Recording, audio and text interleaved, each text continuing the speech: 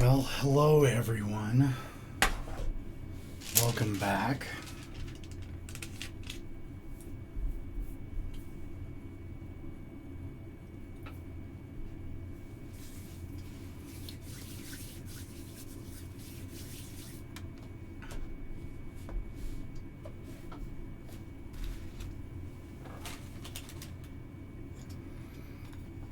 We're going to pick up kind of where we left off last Wednesday, with some mechs. So, let's go ahead and get the keyboard out of the way. Get some paint ready.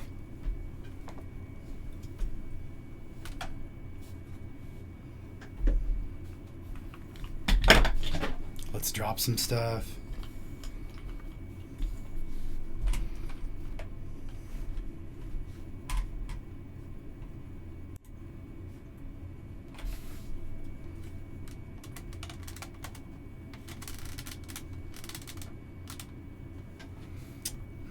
All right. So if you guys weren't with us last week, which is perfectly fine, you don't have to show up every single week. I'm not your parents. What we were doing last week was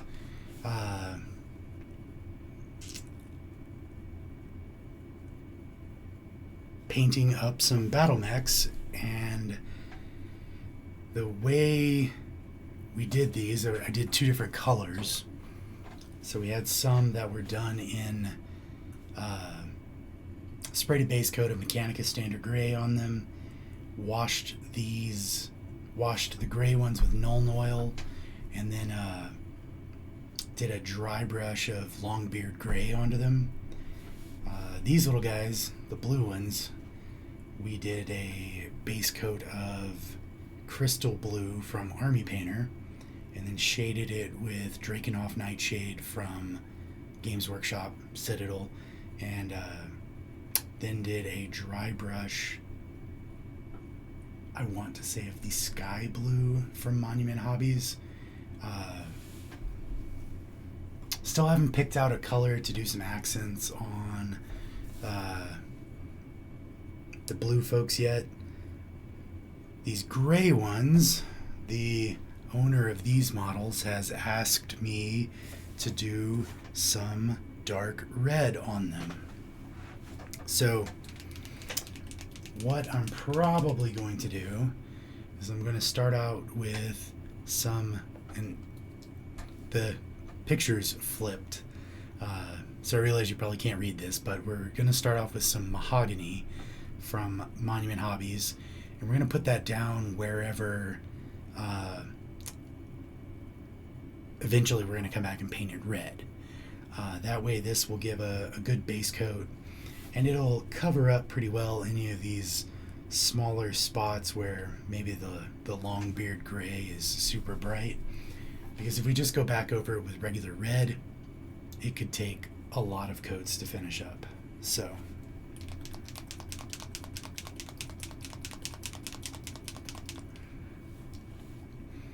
start off here. I don't know if I've used this one yet.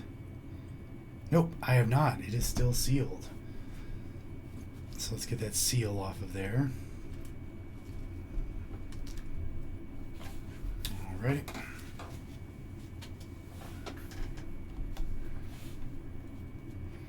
And since I've never used this one before, I have shaken it by hand a little bit, but I will stick it in the handy dandy paint shaker.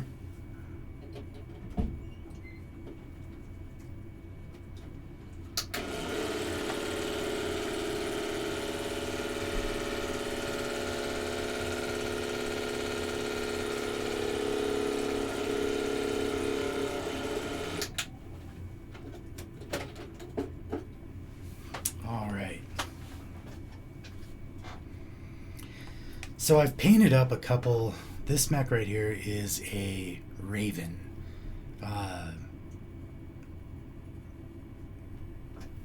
It was one of the newer versions of mechs that they came out with whenever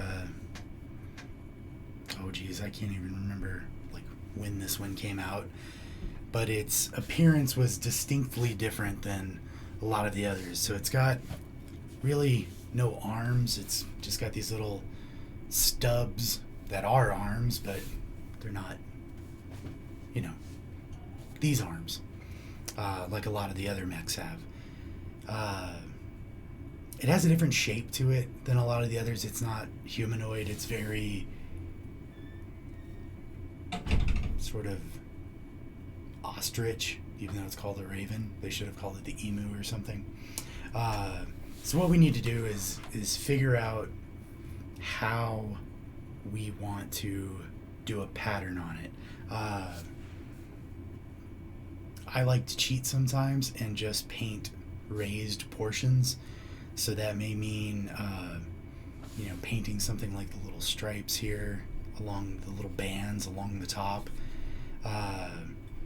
That might mean doing something like I did last week, where I just picked out some highlight points and just filled in some panels, and that was it.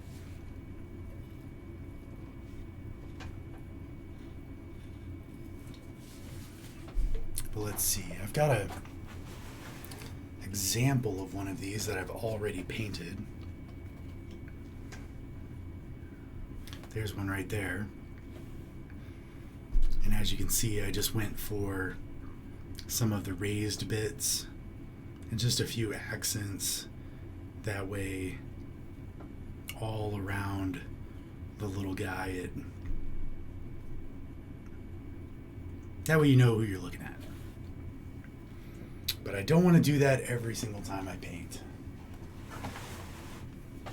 So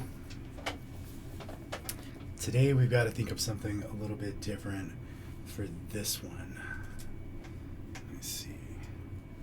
My brush still has some soap in it from last time, keeping it nice and shaped. Get that cleaned out real quick.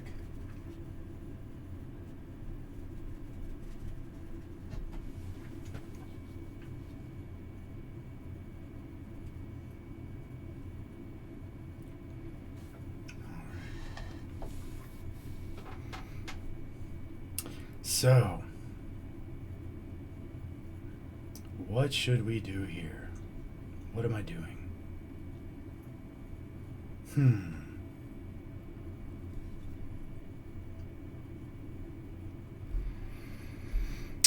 All of these mechs are so... I mean, three of these are pretty much like each other. You know, these three are very humanoid. So if I wanted to pick something out, like, say I wanted to do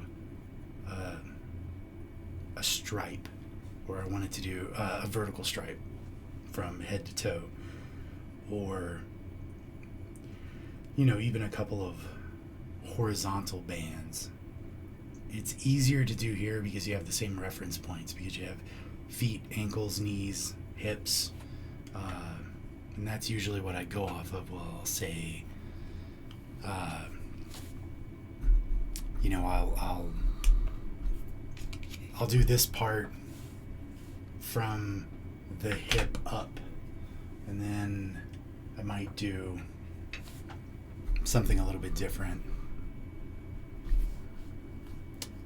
Well, not do something a little bit different, but even though each mech is a little bit different, you have the same reference points. So,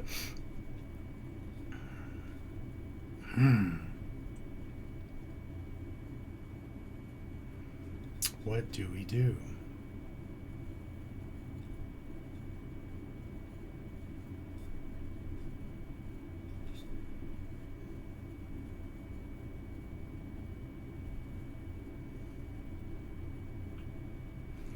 I tell you what, let's do a split look. So what I'm going to try to do is I'm going to try to paint down the middle here, and keep everything on the right on my side, which, like I said, it's flipped for you guys, but I'm going to try to get everything from this side and have that painted up as one color. So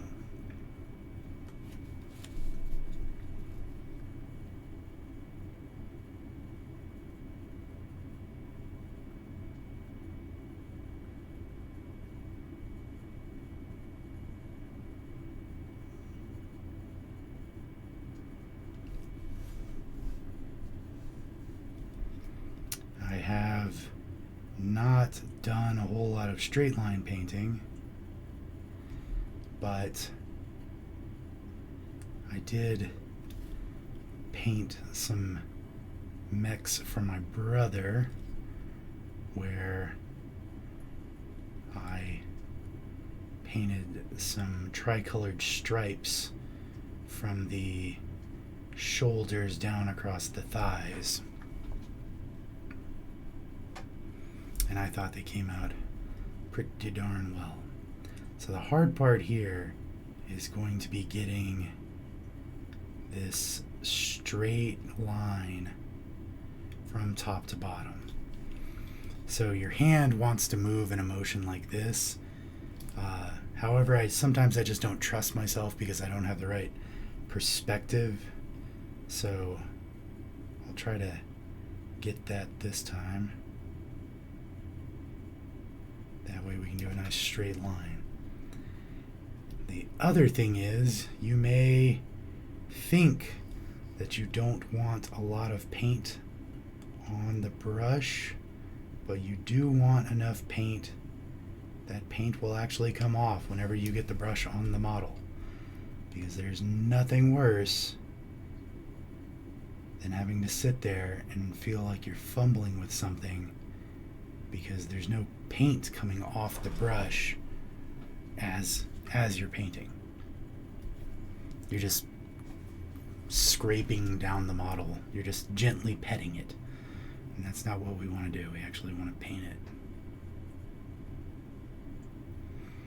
What I'm going to try not to do is to fill in a lot of these details.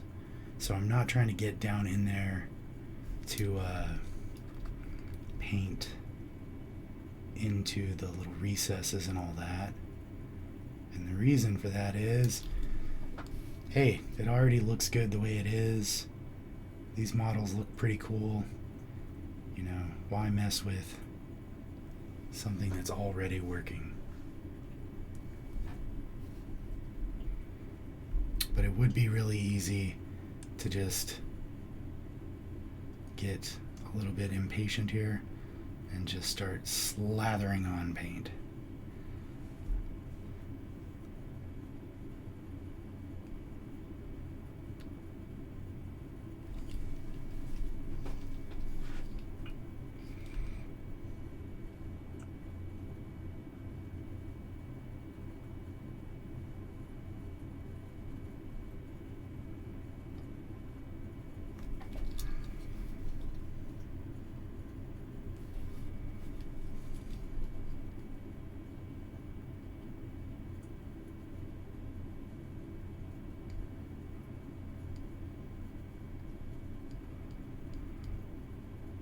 So I'm going to stop.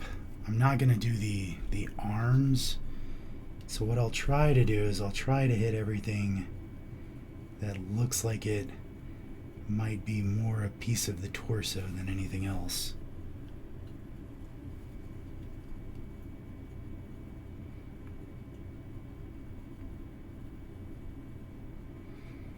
And I'm not trying to fill in where the cockpit glass is, just because if I want to come back and paint over that with a lighter color maybe, I don't want to have to sit there and paint over 14 coats. So I'm just going to try to get that little strut there.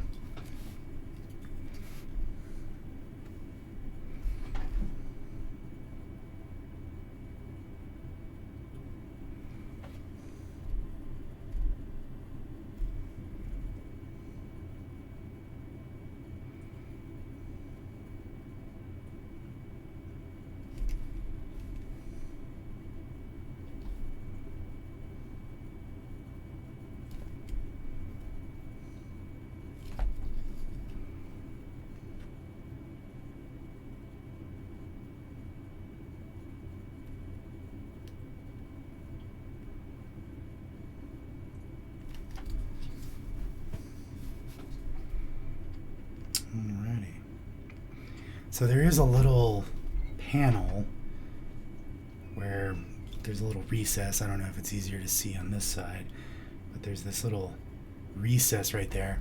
And I'm not going to put any paint in there. I want to make it look like this mech was painted gray, and then somebody came out at some point in time and gave it a little paint job. But, you know, maybe it was a field paint job. It's not going to be the most thorough job anyone's ever done.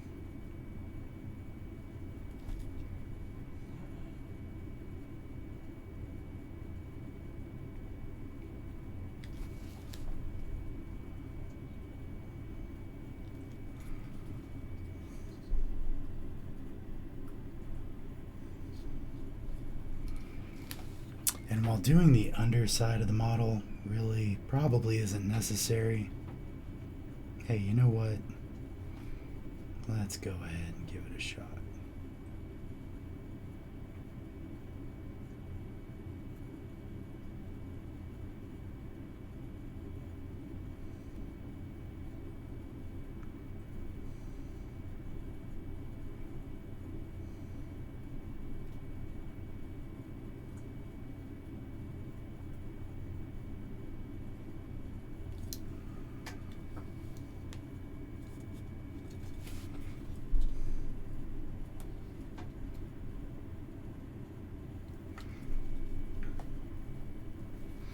I don't know how well you guys can see it here, but on the back of the model here, where there was plenty of dry brushing done,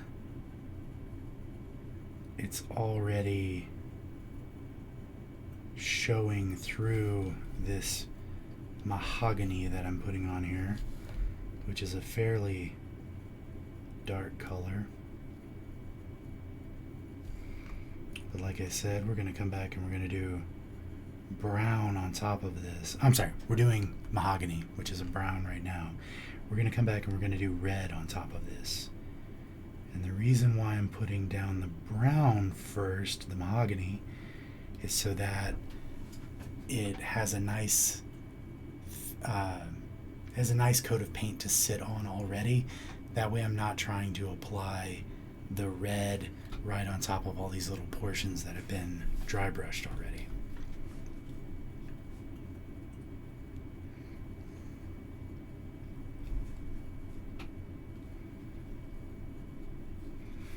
So that way if I do miss a spot with the red, because it's a much more vibrant color, you know, I don't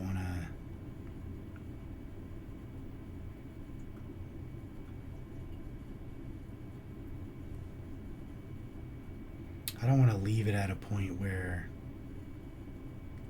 it looks like some of the gray or the white is showing through the red. So I'll try to take care of that first here with this mahogany, and I'll try to get these spots, the high points, covered up.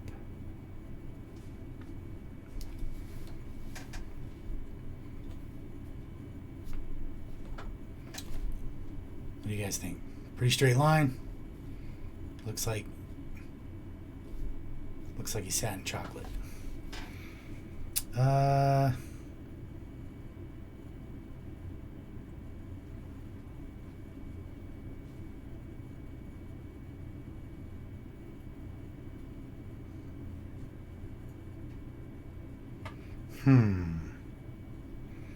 Let's go ahead and also do so we're doing the models backwards, of course, but we're doing the upper left side brown or red. Let's go ahead and do the lower right leg. And because this model has a digitigrade leg, I don't know if that's the actual word, but that's what they use in the lore whenever they talk about mechs with bird legs.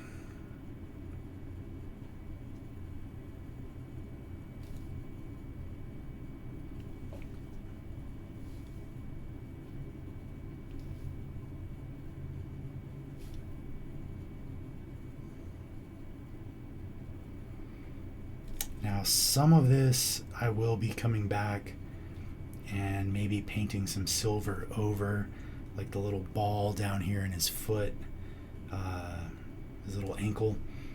That would probably, if this thing were real, that thing would probably be bare metal and would be like a lubricated part.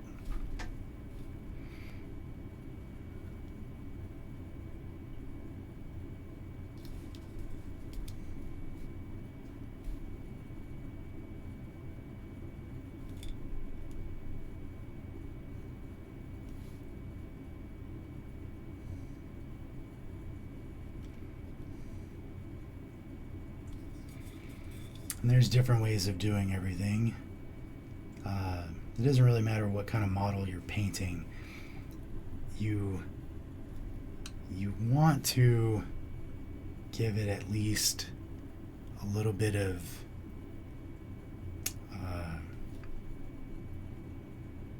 some sort of consistency. That way when you're looking at the model, it's not just a mishmash of colors. You can kind of figure out, your brain can figure out why that color is in a certain spot. I don't think anybody really wants their model to come out looking like a MC Escher drawing.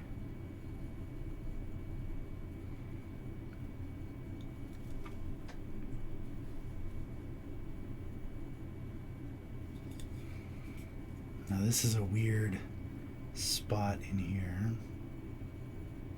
And this is what I'm talking about when I say I don't want to get frustrated by sitting here and painting and realizing that there's no paint coming off my brush.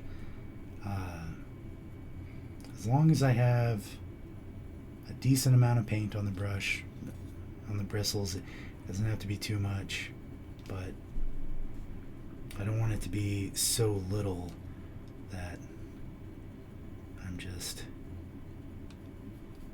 doing the equivalent of punching air. If I'm gonna spend some time doing something, might as well make sure that it's actually getting done. Which is probably something I should apply to everything in my life, but it's a little bit easier just to apply it to painting for right now, right?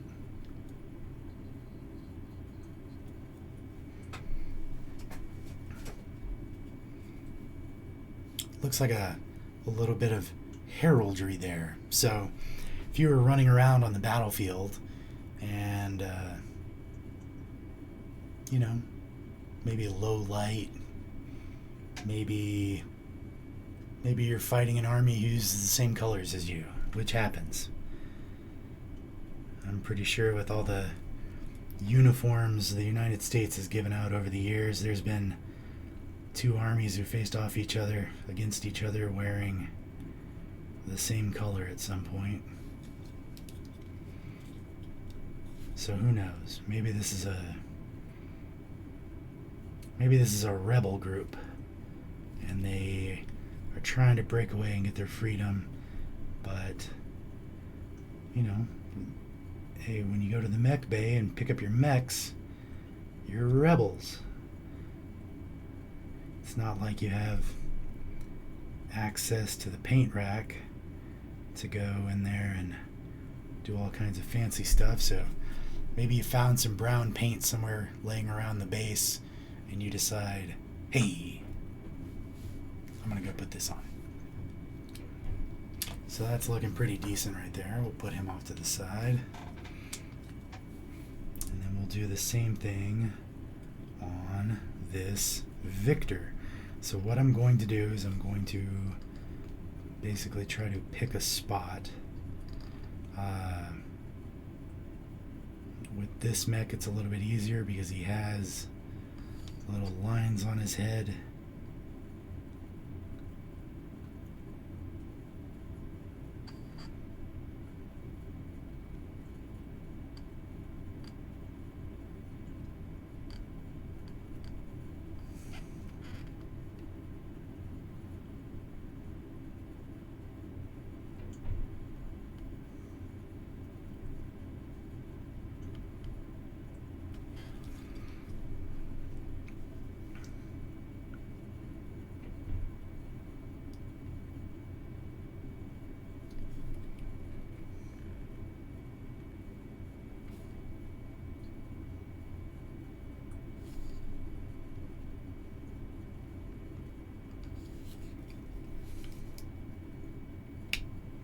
Whoop. I've got to stop doing that. I'm sitting here holding on halfway to the model and halfway onto the base, onto the handle, rather than just holding onto the handle. So I end up applying a little bit too much pressure in the wrong spot, and the model is now flying. So I'm going to go down the torso on this model. I'm going to just follow this line and do this whole part of the torso up to the shoulder. So I'm not going to do this portion here. I'm just going to get from where his little waist is, make a little line up, come around the back, and go down the back. A lot of this, the little vents up here, this is supposed to look like a little jet pack. A lot of that's going to get painted over here in a little bit. So I'm not going to try to be too super careful in some spots, but in other spots, like right here in between, you know, coming down this little bit, I really want to get a nice straight line if I can, because there are already so many straight lines back here that it's easy for it to look off.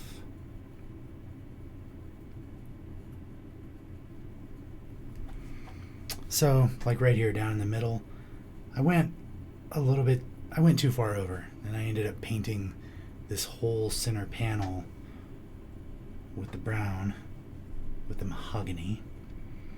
So what I'll do is whenever I come back, I will fix that.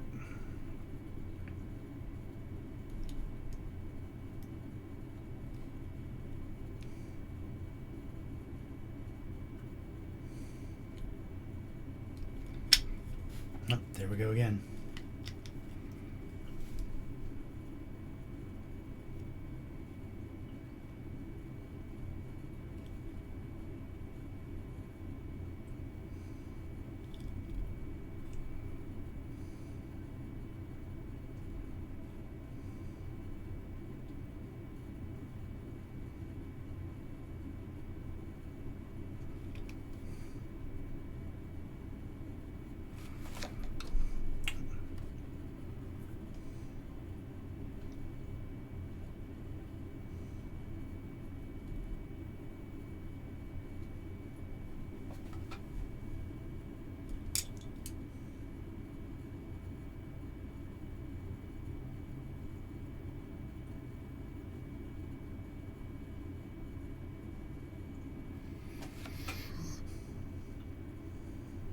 Having a little bit of camera issue there, it seems, but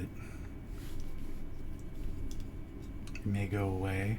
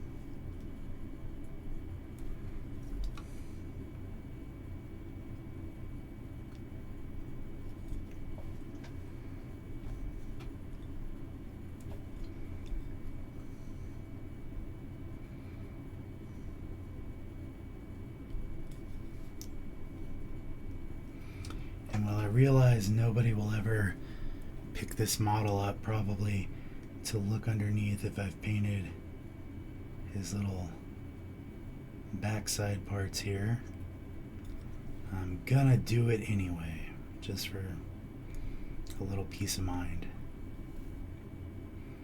And this will probably, some of these areas like this little vent here, that's one of his little heat sinks, the little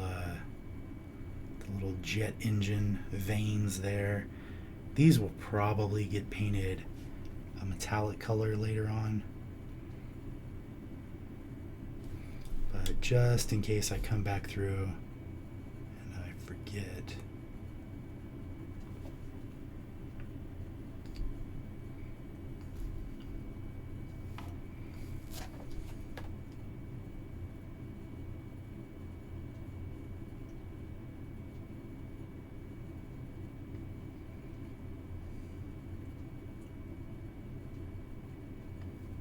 Go ahead and just do that right there.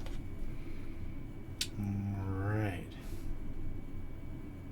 Corner.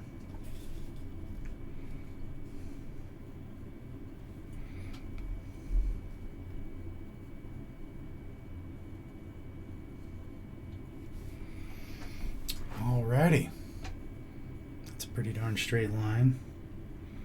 Now, for the somewhat hard part, I want to split this little inside panel here because it does run down basically the middle of him, the middle of his chest. So what I'm gonna do is I'm resting the brush kind of against the angle over here and then just bringing it down. That way there we go. That way there's just less chance, since I'm guiding it on something, there's less chance of my hand slipping or me being a little klutzy. And while I said I didn't want to paint in all of the details everywhere, I do want to get this bit here down the center. I want to get that centerpiece where it will eventually be red. I want to get that painted because it will I'll make sure it adds depth. So there we go. Got a pretty darn straight line heading down the middle of his old head there, all the way down his chest, all the way down his back. I am going to add a little bit more paint here where this is still pretty darn thin. A little bit more down the side here.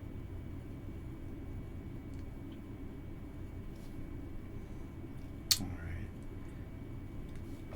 Now because this mahogany is a nice deep brown that seems to have plenty of red in it, hopefully it will translate through whenever I put red back on it. So now we're going to go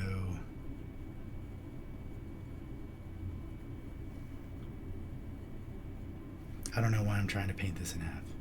I'm painting his whole lower leg.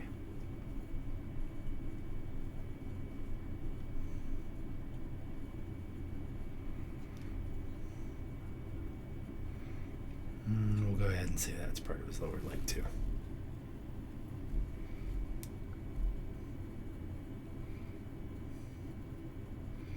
And that's the fun part about these, is they're yours. These aren't somebody else's creations for them to tell you what to do with them. No matter what Bishop Steiner says on Facebook or Twitter or anything, where he's out there with his fake news media. Don't let the fake news media tell you where your cockpit glass is. They're your models. Do what you want with them.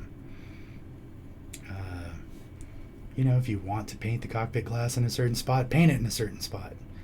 If you want it to be somewhere else, hey, you know what? Put it somewhere else.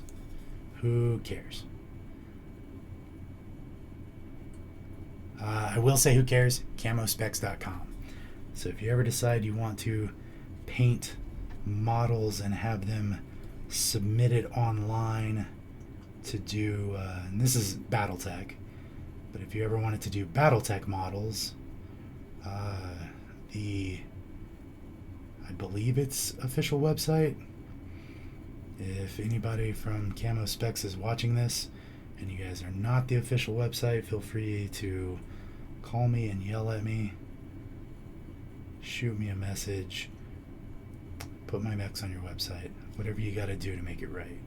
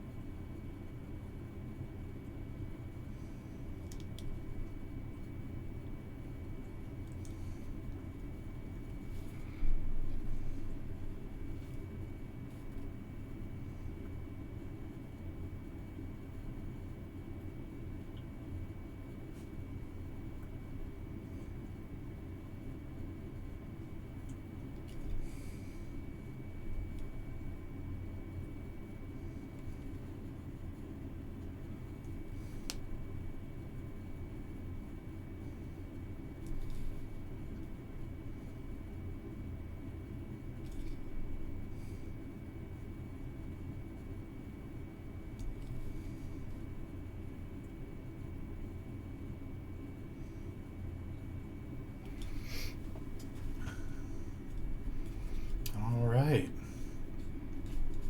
We have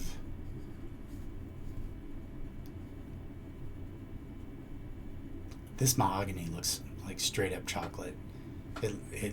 I've got some other mechs that I sprayed, airbrushed in this color, and I have to remind myself not to eat them.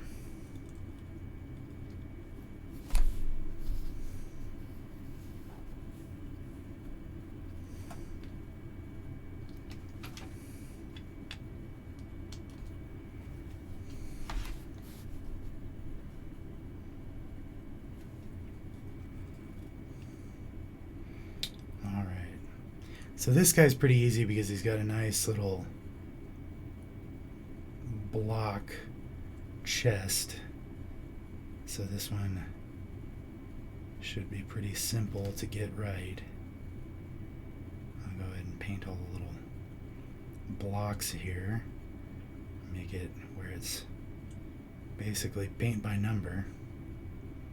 And just fill in between the lines.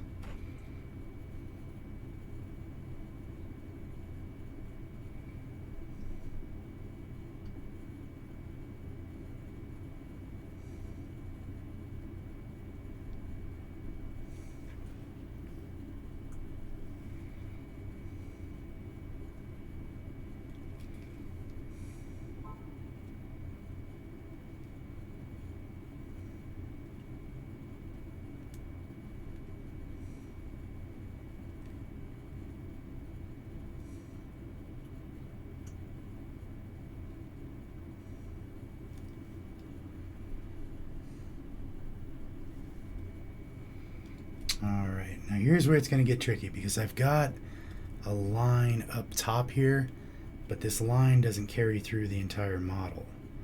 So I'm going to try to score a spot right here below the little circle in the middle of his chest. And then just work down from there. Okay.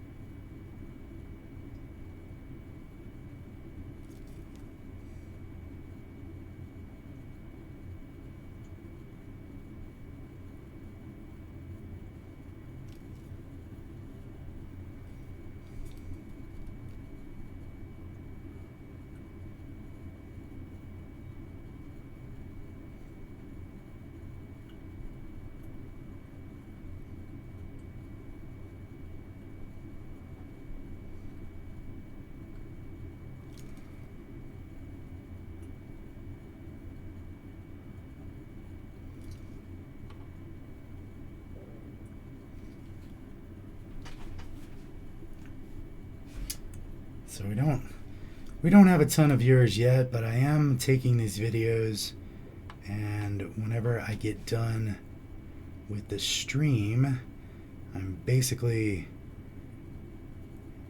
taking the recording of the stream and immediately uploading it to YouTube. Sometimes not realizing that I've got 30 minutes of having you guys on hold.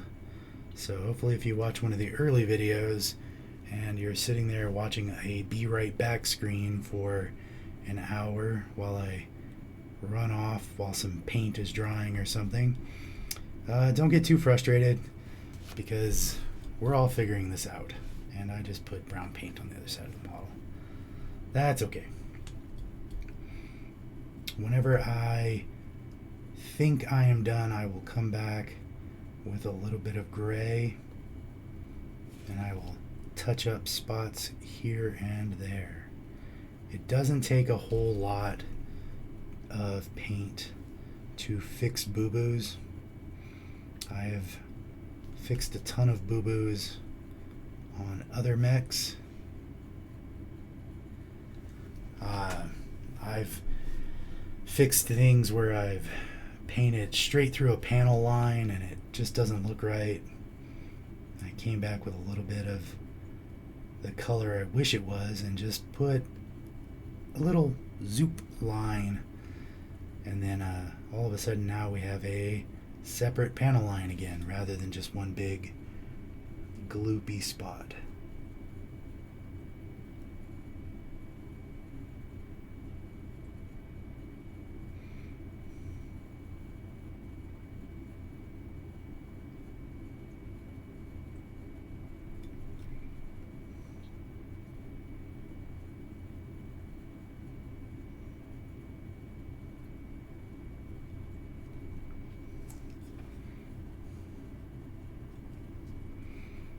All right.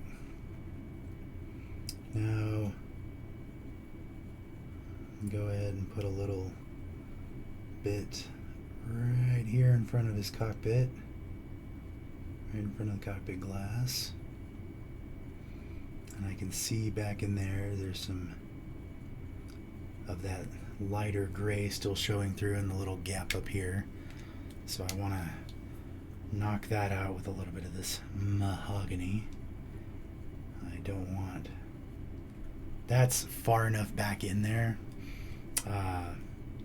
Like there's a little spot right here. It's deep in there. It's under his chest, but it's just a spot that I want to get because I know later, one of these days, I will at least pick up the model and look underneath, and then I'll remember, oh man, I forgot to go back and cover that up.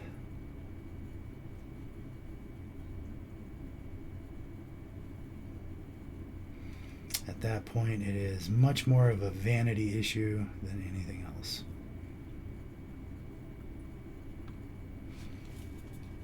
All right.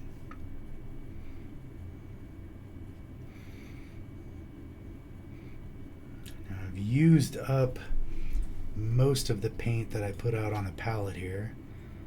What I want to make sure of is that this paint is not drying on me as it's sitting out on the palette.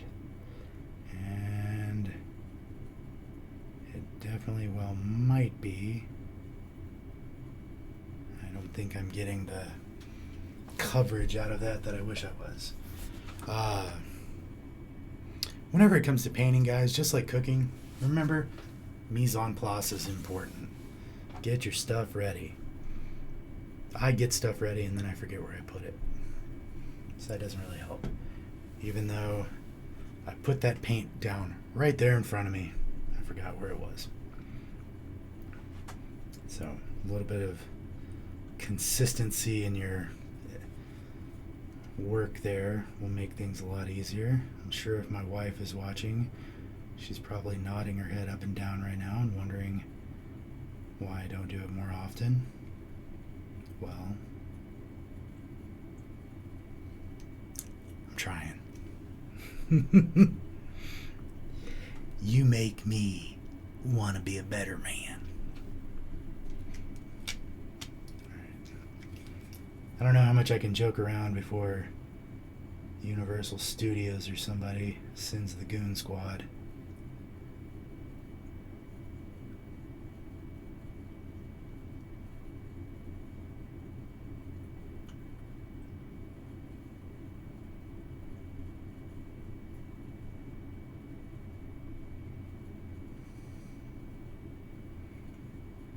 I do know that one of my favorite YouTubers out there goes by Drakenophel, and he does a lot of naval history videos.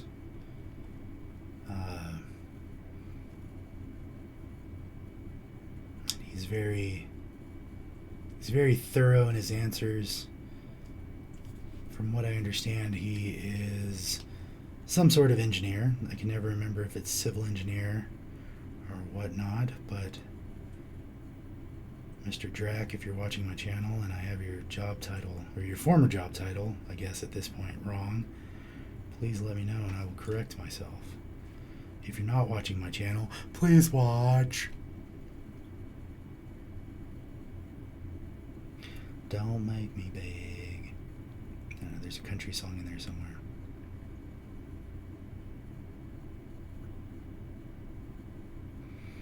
So I'm trying to get the little football helmet piece of his head here done. I've done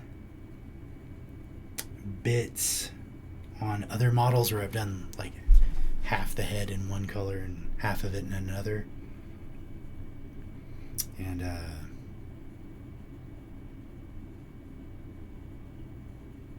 I noticed that when I came back, so say one half of the model was a darker color or a lighter color, the more vibrant color covers things up a little bit.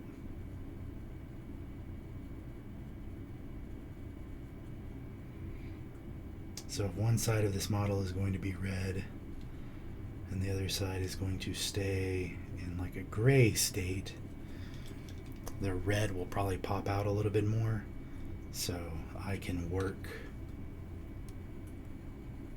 this base coat of mahogany over a little bit, because when I come back with the red and I apply the red back down the center of the head, since that's a nice bright color, hopefully it'll cause the gray to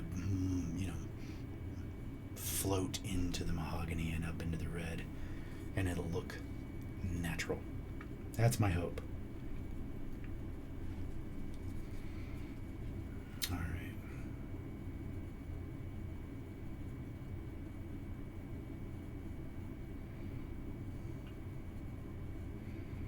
This is a nice, easy to paint leg here. And now that I've painted his thigh,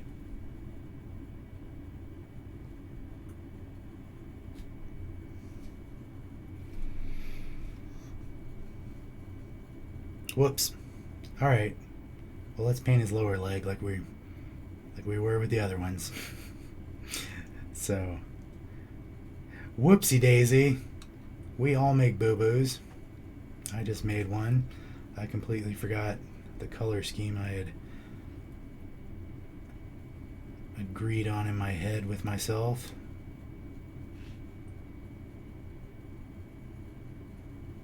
That's a nice big panel line there. I'll go ahead and fill that one in. Alrighty.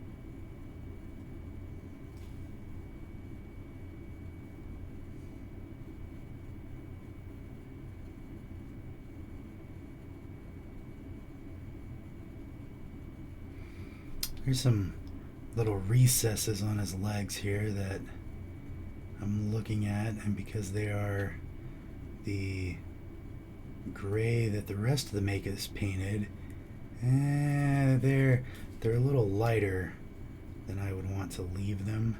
So I'll go ahead and paint those recesses in.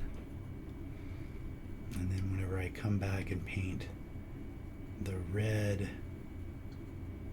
on top of this mahogany, hopefully it'll give me a nice little shaded look. And I tell you what, on Monday night stream, which has been wonderfully titled Lowered Expectations, I will try to rescue this little bit on his thigh here that I have painted the wrong color. It is not impossible to rescue. It's only a little bit. We can get that taken care of.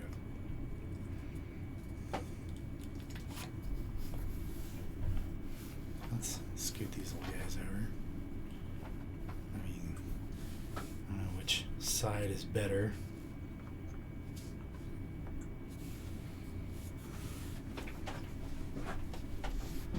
Oh man, we're down to one viewer. Please don't tell me the only viewer is my wife. Well, I hope my wife is watching, but if she's not, I still love her. That's quite all right. I don't know how much our 19-month-old child is weirded out by seeing her dad on the TV.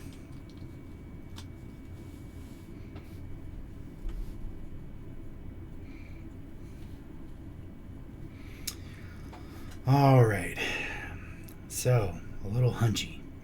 Now this guy is weird because he has this louvered cockpit, and I don't want to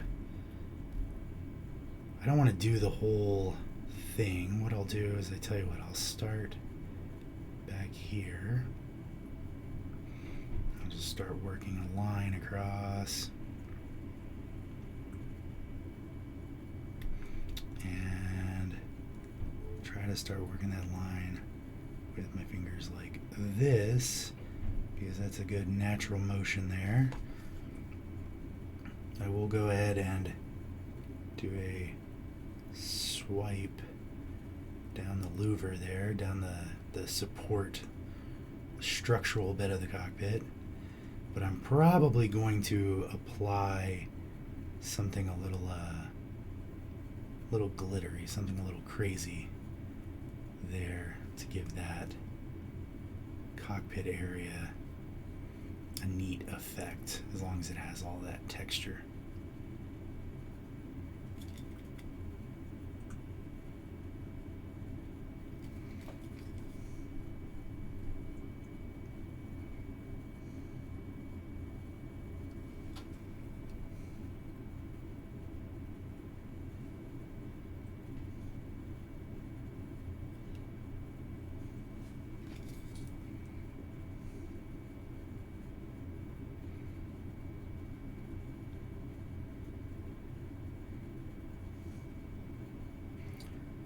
It's a little weird to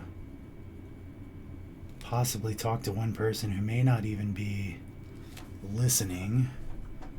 I don't know who's watching right now, but if you're listening, thank you. If you're not listening, that's okay too. Just sit here and watch some painting get done. Have a little you time.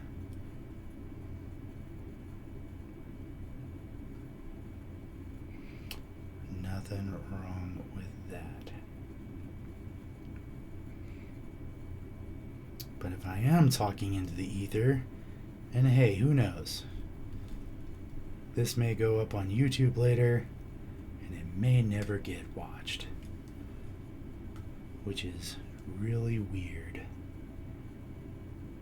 But it reminds me a lot of the job I had that I thought I wanted my entire life, Well, not really my entire life, but when I was 24 years old, I was out on a motorcycle and I was riding beyond my ability. I don't know if you guys have ever heard that term before, but in the motorcycle world, riding beyond your ability means you are about to crash.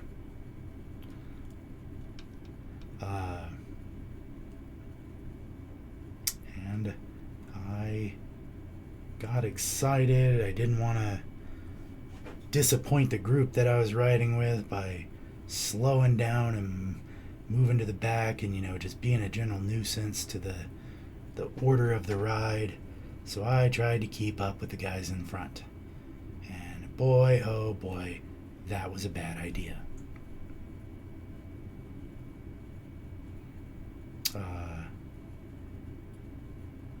I straightened out a piece of road that was not straight to begin with.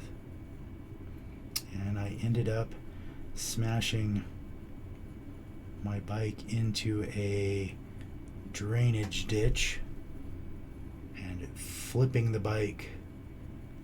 The nose dug in and the rear end flipped up and did a somersault and catapulted me off of it into a tree. And I smashed my arm into that tree and shattered both bones in my forearm. So both my radius and my ulna. My ulna was now like, oh nah bro. It was in many pieces.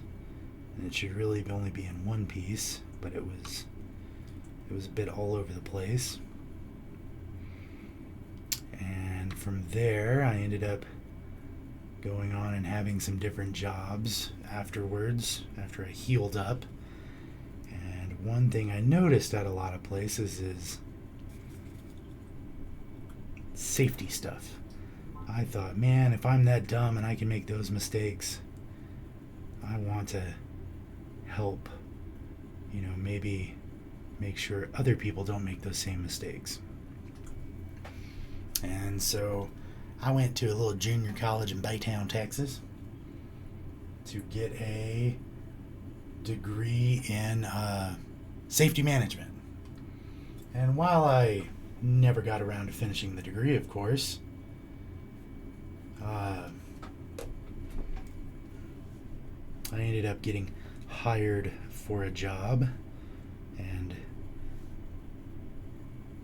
continued doing some school online.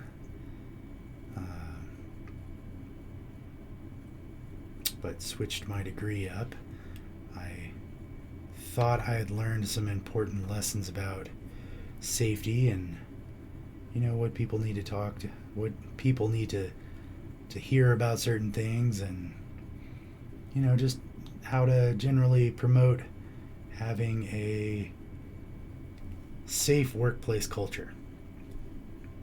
And then I got in the workplace and realized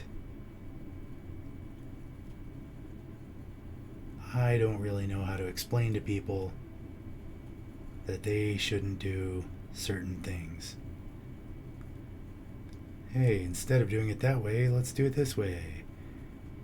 And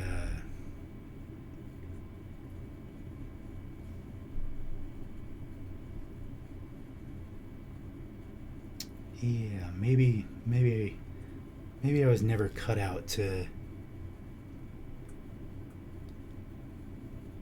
try to explain to people that being macho and picking up 80-pound chunks of metal by hand rather than using the nice little crane that the company paid thousands of dollars for and positioned right next to the workbench. Maybe you ought to use the little crane. Maybe you shouldn't have to, pick that thing up like that. And maybe I didn't know how to get through to people who wanted to be more macho.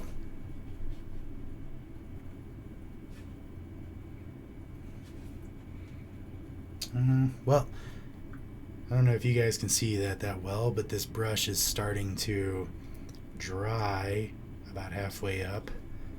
So I'm going to go ahead and rinse that out.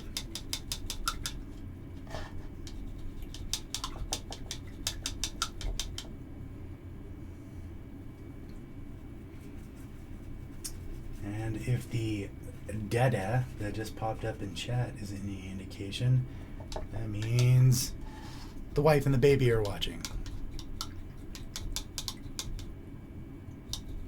So hello, baby. This will be enshrined somewhere in the future forever, and you will just be able to get on the internet one day. I don't know if they'll have the same. We've had the same internet for almost 30 years now. I don't know what it will become in the future, but somewhere out there, your pops is in cyberspace.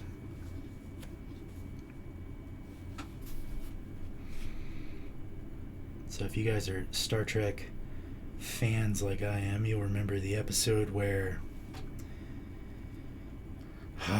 Wesley turned 16 or turned 18, and Dr. Crusher brought out the hologram of Jack, Wes's dad, Dr. Beverly Crusher's dearly departed husband, and played him a little video. And it was a very touching moment for a sci-fi show. It was fairly annoying that they didn't bother going through the whole wardrobe process. So if you ever watch that episode, he's wearing an old school, the Kirk movie era red uniform, which is neat looking, and I did not ever realize how silly and impractical it was until I became an adult. And then I was like, why are these guys flying through space in these basically Victorian era monstrosities of uniforms? That's neither here nor there. But it was a very sweet moment in a TV show where, after all the years about them mentioning Dr. Crusher's dead husband Jack, we got to see Jack, and he said very nice things about Wesley, and we all cried a little bit.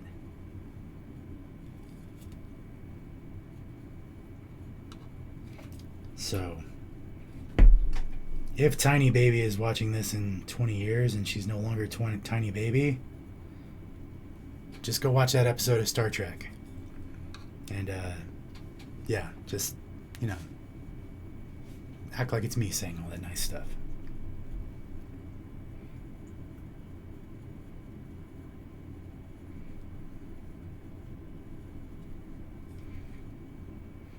And just in case you guys didn't come here to get so existential, maybe now you're feeling some dread. It's okay. None of us make it out alive.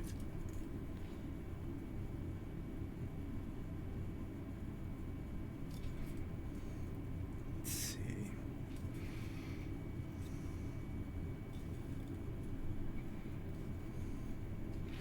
All right.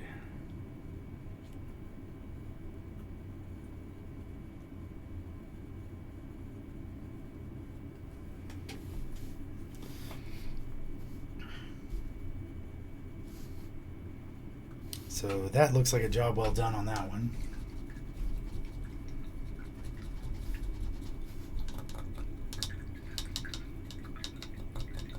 Wash the brown out here. The mahogany.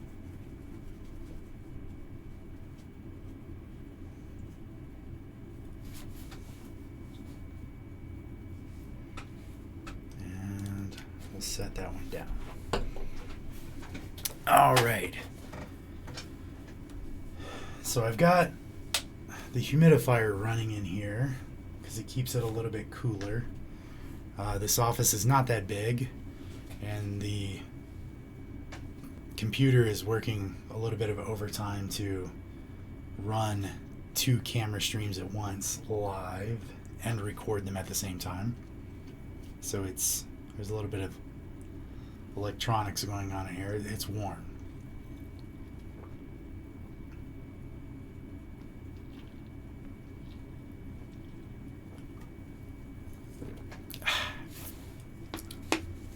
That's refreshing. Just drinking a little bit of nondescript drink over here.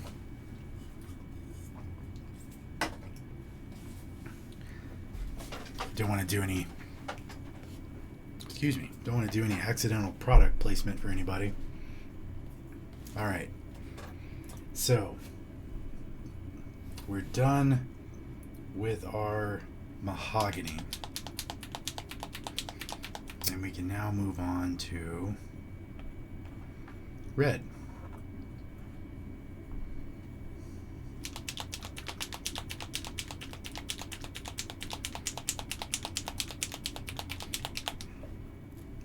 Now this is burnt red from Monument Hobbies. Get the little crusty bit off the top there. That's the nice part about these bottles from Monument. For those of us who are a little klutzier than others, these bottles have the old school style, like a glue cap style caps on them, so that way you can close them up a lot easier. The first mech we painted was the Raven, so we'll start with the red on the Raven because I'm fairly certain that this ought to be dry by now.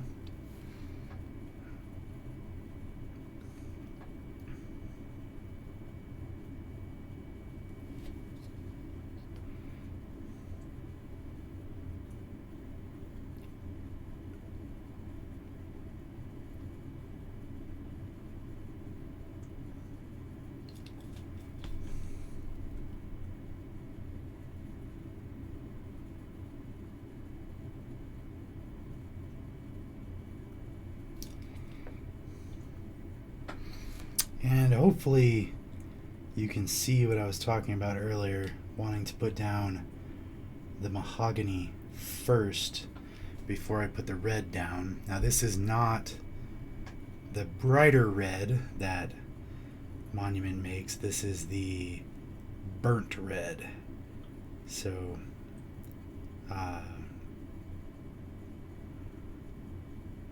to me what this is looked like is like a primer coat of red, something you would see on like raw steel that was going into a building or something. But this was just some anti-corrosion paint.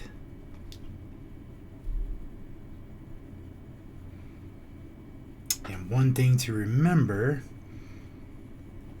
is that with a shader, you can always darken your colors up,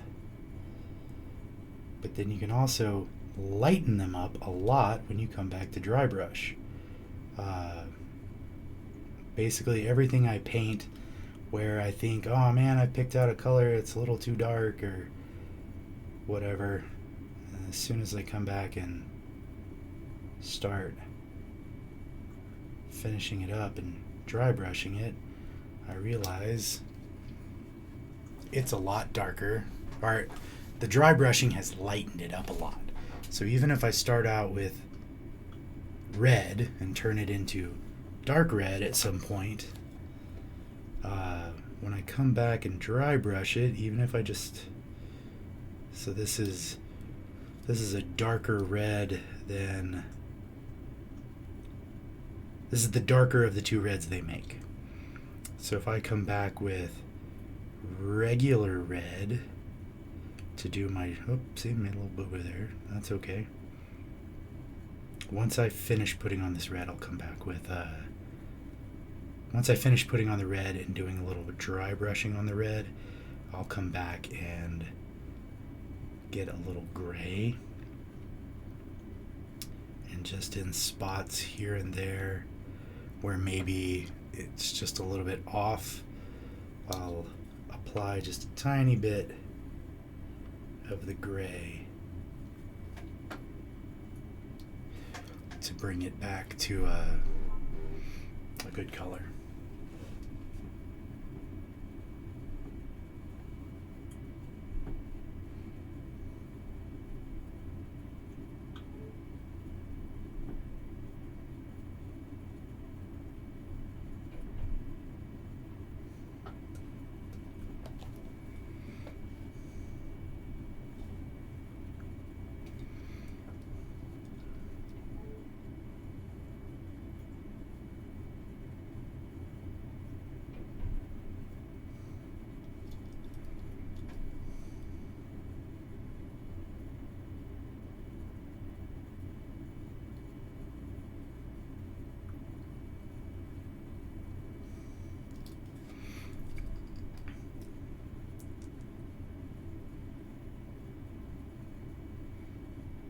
So I'm sure you guys will see me change my hand position from time to time, and I'm sure there are probably some painters out there who are much better painters than I am who are like, oh no, why are you painting like that? Why are you doing that? And that's easy to explain because I am not a professional painter. I painted a few models when I was in high school to get extra credit in a certain class so that I could get a good grade, even though it was a class that I wanted to take. It wasn't a required class, it was an elective, and somehow I was still getting a bad grade in it because sometimes I wonder if I know how to shut my mouth. So to make up and try to get a little bit of extra credit, I would build some World War II era fighter plane models. And maybe not always fighter planes, but sometimes I would build bombers. I once built an enormous consolidated PBY Catalina. And if you're wondering what that is and you have no idea, Jimmy Buffett has one. It was a large airplane, and I painted it with the little square glass pots of Testors paint from Walmart. And that was, like 25 years ago. And then when we decided to open up our store in November of 2017, which my wife and I own a game store out in Albuquerque, New Mexico called Etten Games. And that is where I'm painting from right now. I don't know if I'm supposed to tell you that we're sponsored by them or something, but I mean, it's my store. I don't think a comedian gets up on stage and says, hey guys, I'm Joe, and this tour is sponsored by Joe.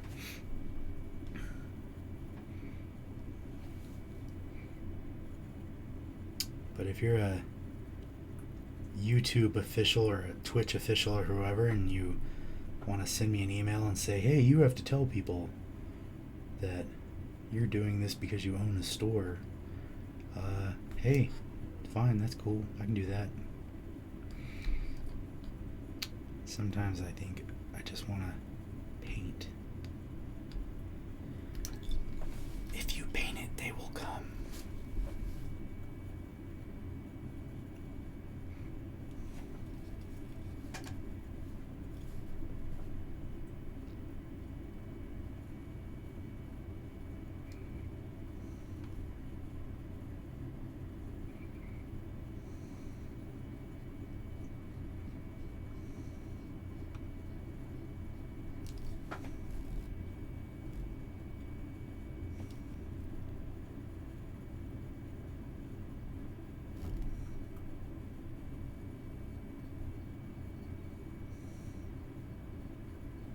Oh, so I never did finish the story.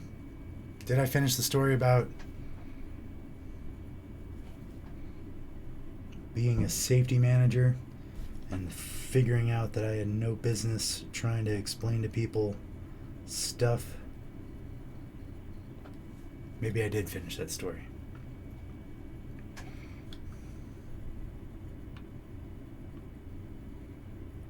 Either way,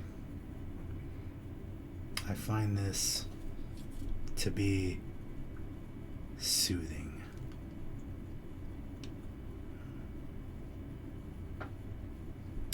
It was not always soothing.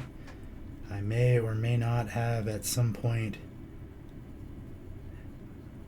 propelled a model into flight because I was feeling like I wasn't very good at what I was doing and felt like maybe venting my frustration by chucking the model across the room might be the right path. It's not. That's dumb.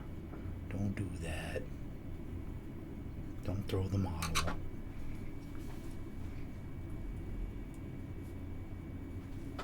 Save that energy for stuff that matters.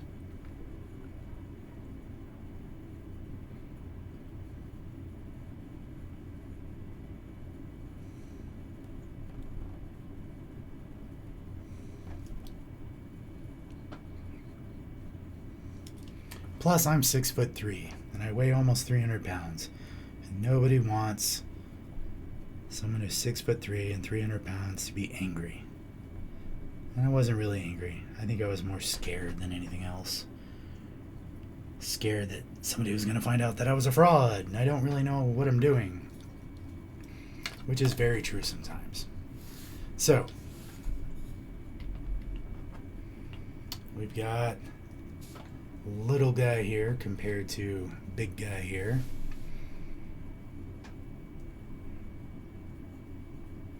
This, I don't know what it looks like to you guys at home, but this looks much darker in person. As I throw it on the palette, it looks much darker in person than it does on my screen right now. Same for the mahogany on the Victor here. It looks much darker to me than it is showing up on screen as.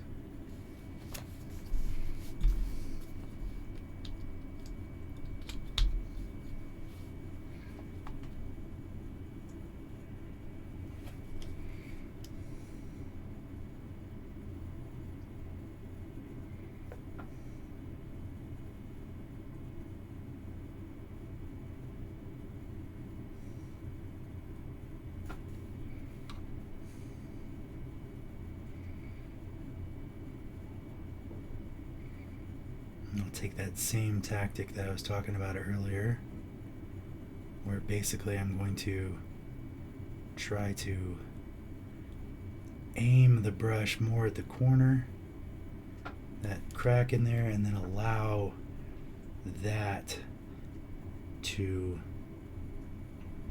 guide the brush in a nice straight line.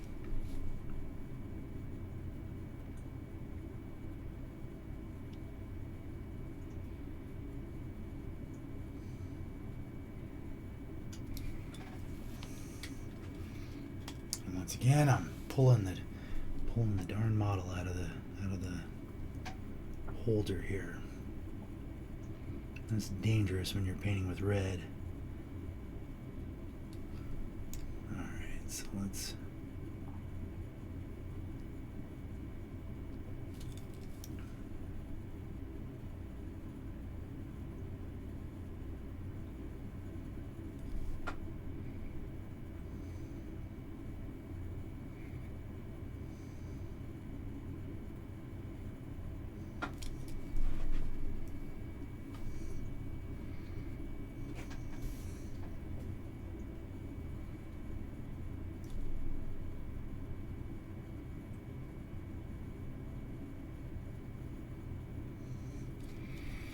All right, well, that looks straight enough for government work.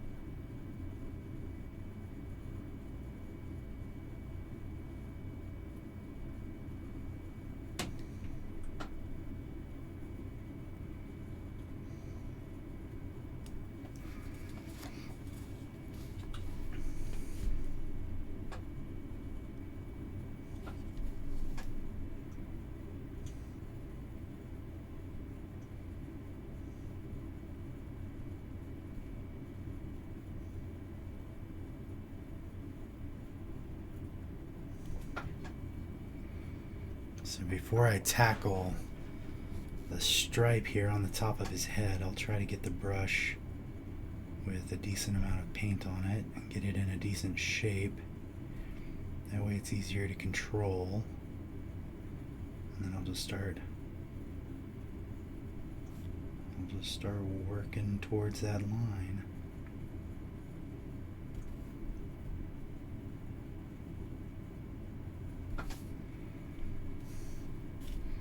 There we go. Plenty straight.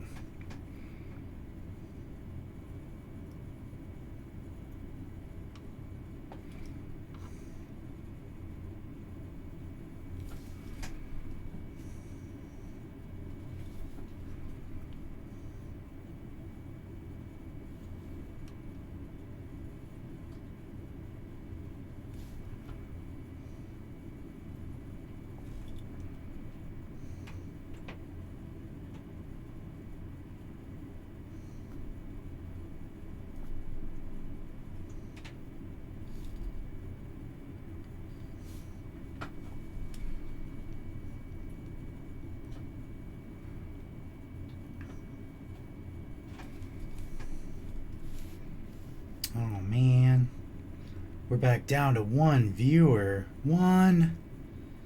Come on, guys. Come on, guys.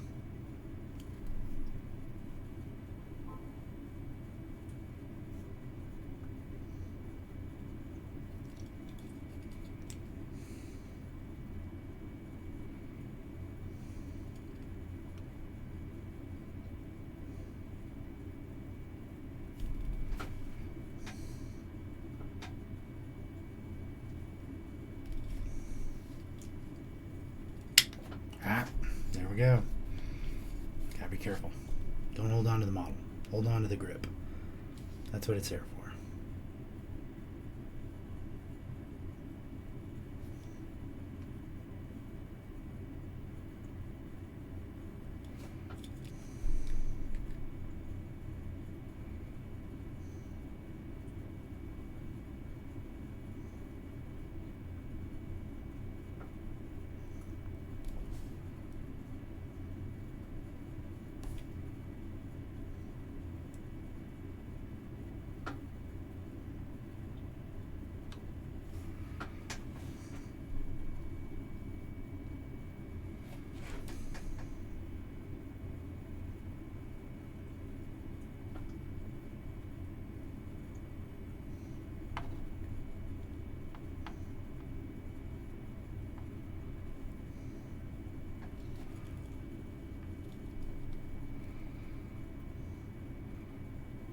And if you're still watching after all this time, thank you.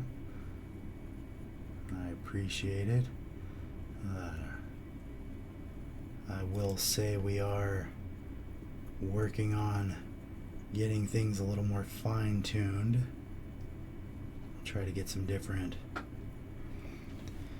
screens in there so that way we can do some different views here and there, and maybe even change up the entire camera setup.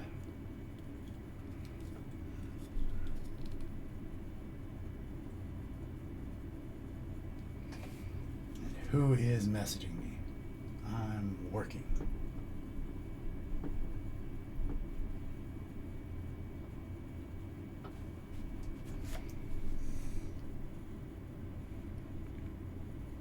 It was a message telling me to ignore the message that this person had just sent me. Consider the message ignored.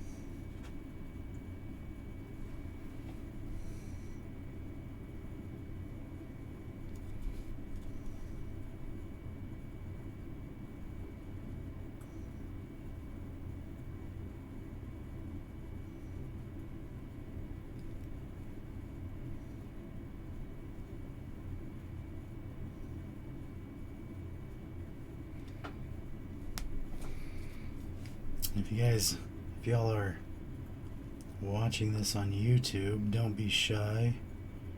Leave a comment.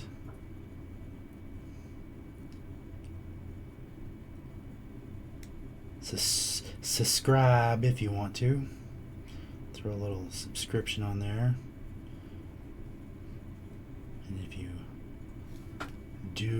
if I do like everybody else in the videos I watch does, I'll tell you to subscribe and then click the little bell so you get the notifications.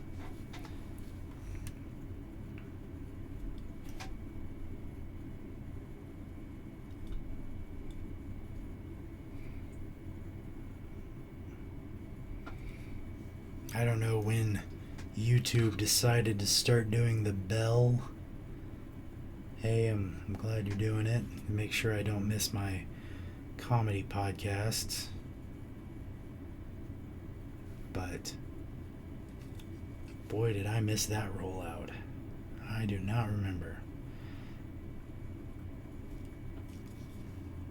I don't remember the creation of the bell.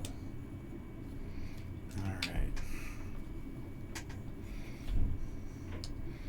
So, in between these two models, I'll go ahead and wash out the brush.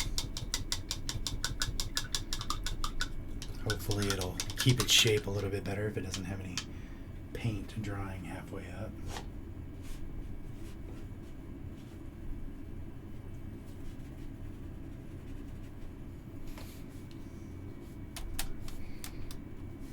Give me a second here. I'm gonna mess with some things real quick.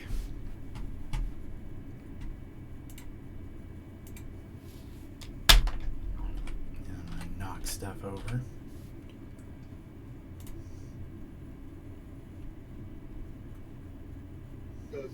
Whoa, whoa, whoa. Y'all be quiet. I don't know why I just don't turn that off completely.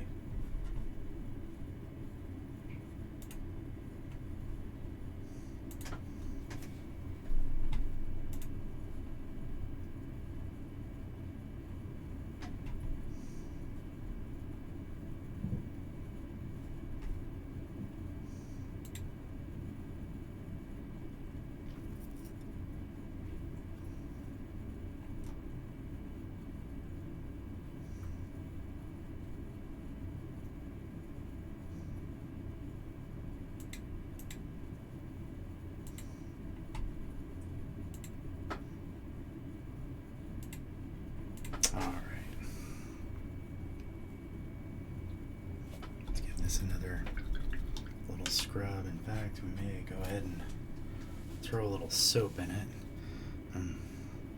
There's a little ring about halfway up the bristles, about where the paint gets to.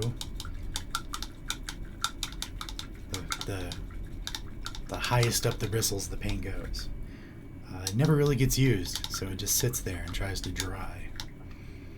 And as it does that, it's messing with my artwork.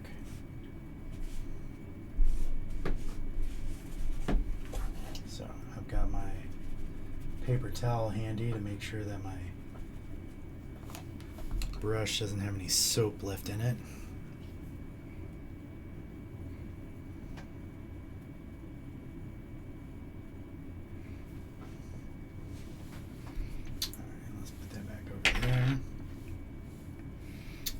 Us now move on to the enforcer, which is not in the holder anymore.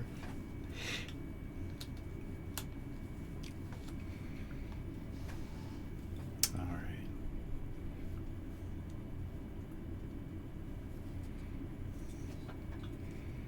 So I'll work from this side over here as I keep hitting the ring light here.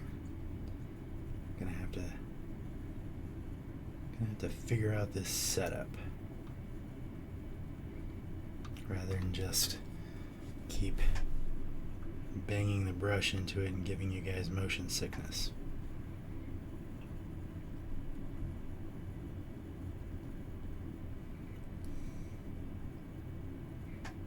Unless you enjoy motion sickness, in which case, hey, subscribe to my channel.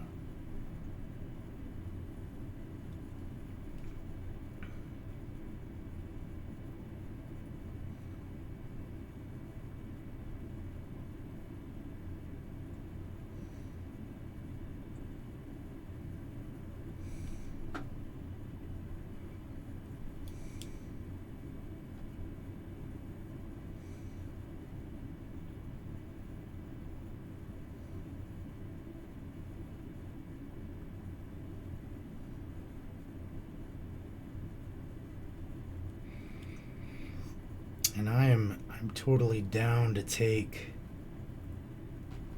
some suggestions from the community for what kind of paint job I should try next.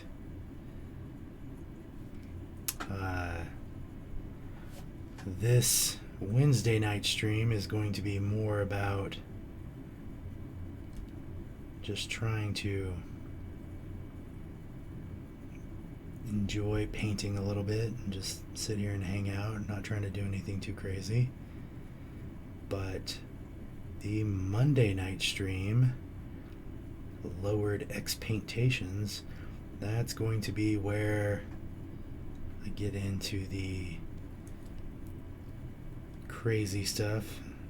It may not be crazy to you guys, but it might be something I've never tried before. It might be a new kind of paint. It might be a new process of painting. It might be something. It might be trying to fix a boo-boo. You know, say I drop this guy right into the paint right here. And, well, then we have a topic for Monday night.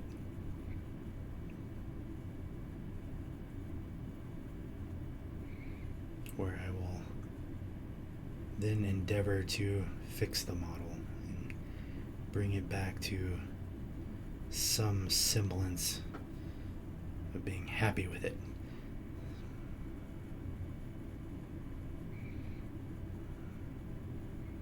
One thing I have learned about painting models is that I'm always worried that somebody's going to see my flaw. And maybe I just need to get over that sometimes. Maybe you will see a spot that I missed.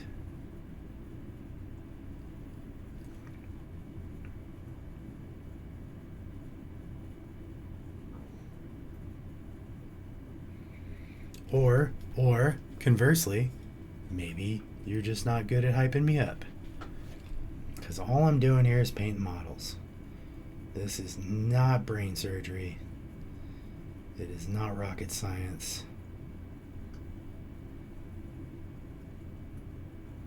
The freedom of the people of Ukraine does not revolve around how well or how poorly I paint this mech today.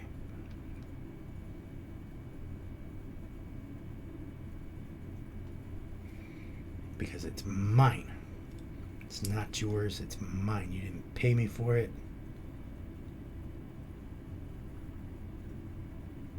Coming in here to watch me possibly drop this model right in this paint, which I think would probably be hilarious. But that's okay.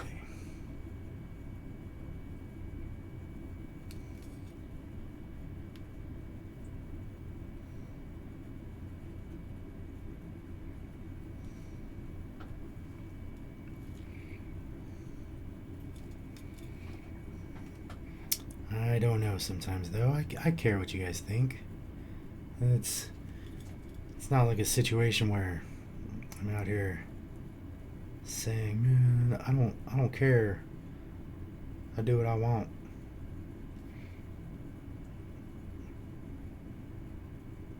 I don't want to do that to the store and turn the store into something where it's more like my personal hangout, or like a hangout for one group of people and that's it.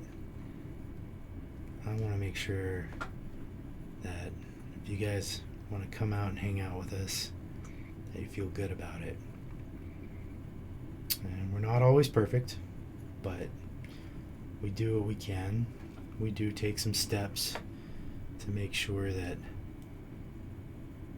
we think we're doing what we need to do to maintain a viable, happy community, and make sure our employees are paid, make sure they're happy, make sure you're happy.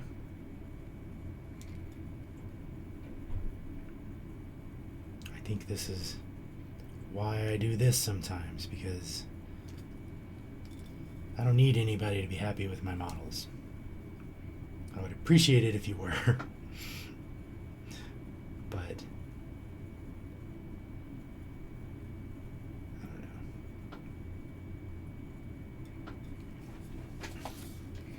It's one of those little things that we can do that, you know what, if you're poo-pooing it, then you're just a poo-pooer. Nobody likes a poo-pooer.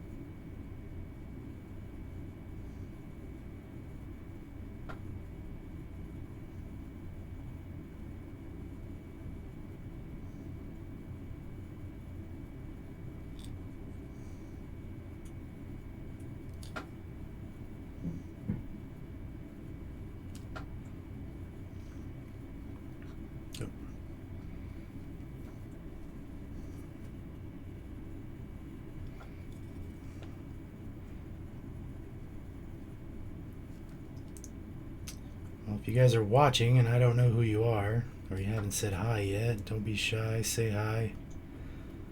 I have no idea what you guys want to talk about, or if you want to talk at all, or if you want to sit there and rear window me.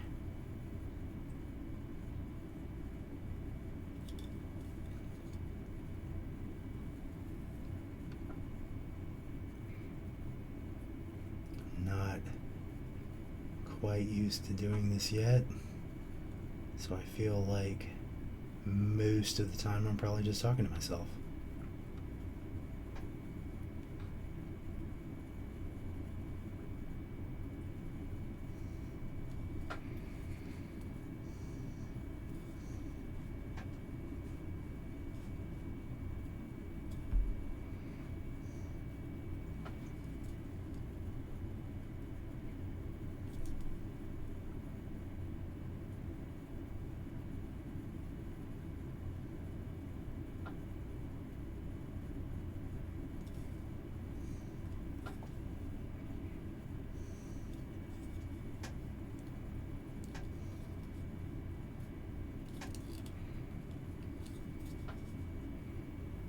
All right.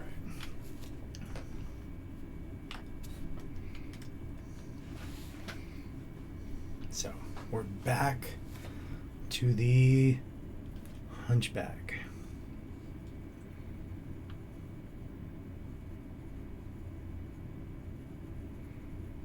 Let's try to knock that top of his head out right away. There we go. That should make painting the rest of the model a breeze. If we just get that knocked out right away. Let's just get that line done. Now this guy's also a little weird because he has this sort of C-3PO chest plate thing going on.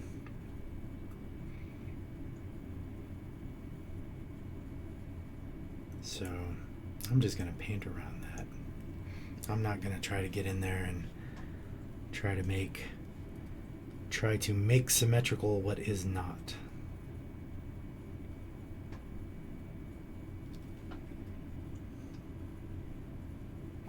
What I am going to do, whoop, I don't want to do that. That water has soap in it. I'm going to add a little bit of water here because I think I may have put out a lot of paint. Spread that around a little bit. Alright, hopefully this is not too thin now.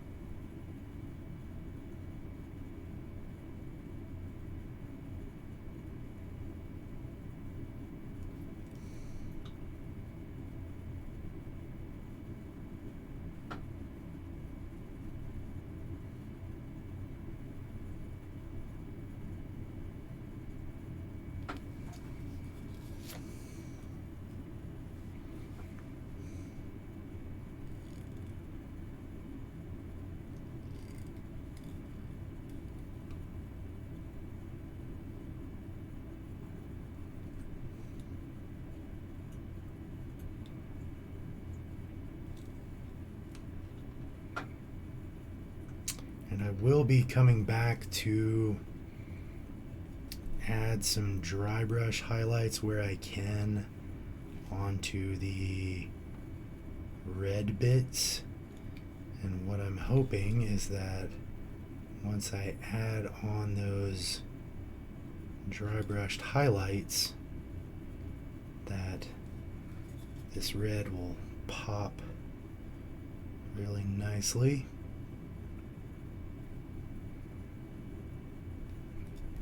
We'll just have a pretty looking model.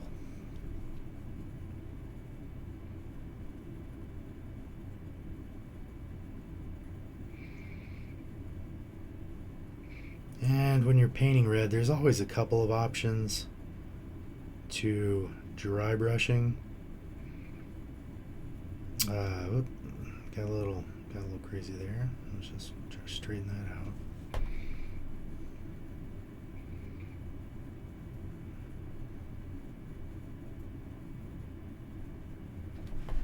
When you're dry brushing with red, you can go with a pink dry brush to get those panels and accents and everything else. Or you can go with orange, and it's really up to you. I've done both in the past. You end up with just a little bit different of an aesthetic if you come back with a dry brush, either with a actual orange paint or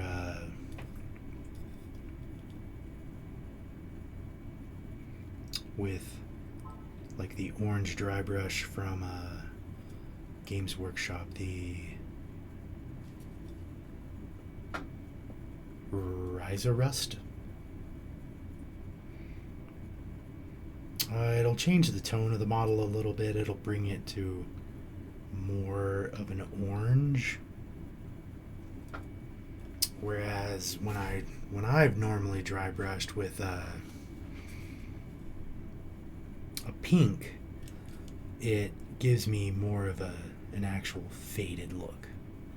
Like the paint has been scraped and faded and everything.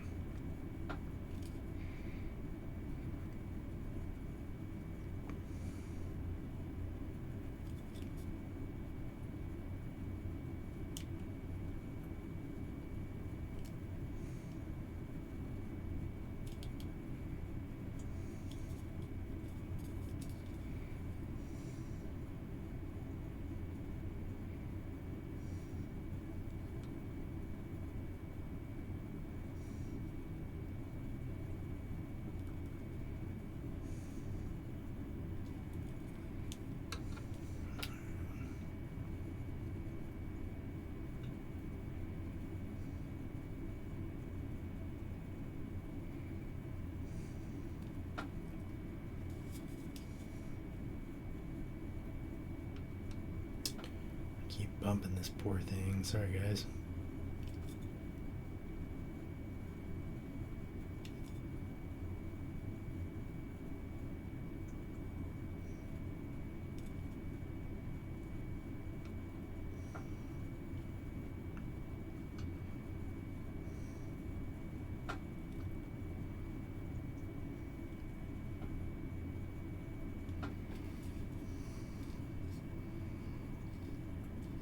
Alrighty.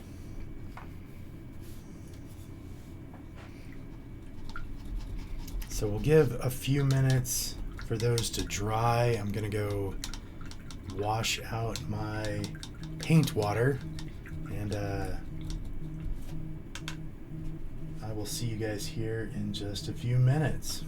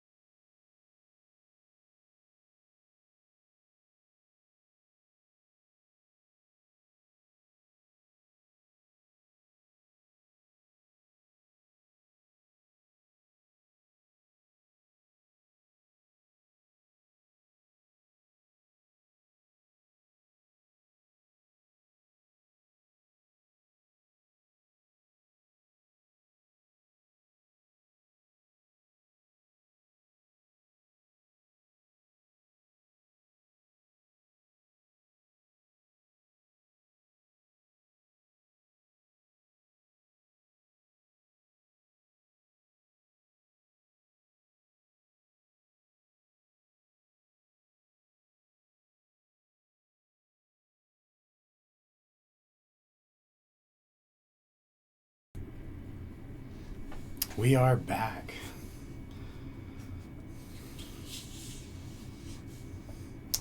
I went to, well, I didn't take my paint cup with me, so I've not washed out my wash cup, but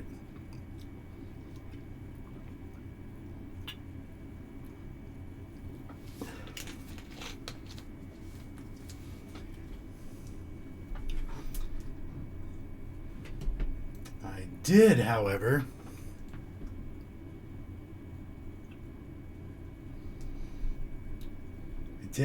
find out that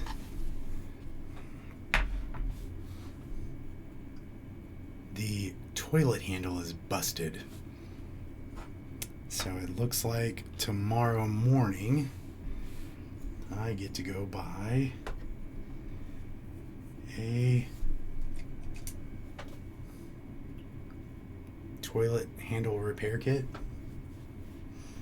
I don't know. What do you call those things? Is that what they're called?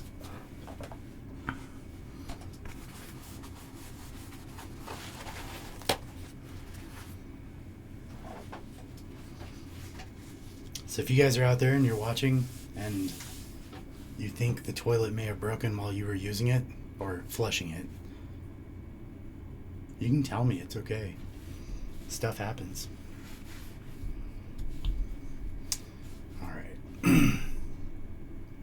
That's okay. Let's put away the wet palette because I'm not going to need that, because I'm going to switch over to a dry brush. So I don't need the soap either. What I do need is I need this Raven, and I'm going to go with, excuse me, there we go. I'm going to use some Kindle Flame from Games Workshop from the Citadel color line. I used it earlier on some models.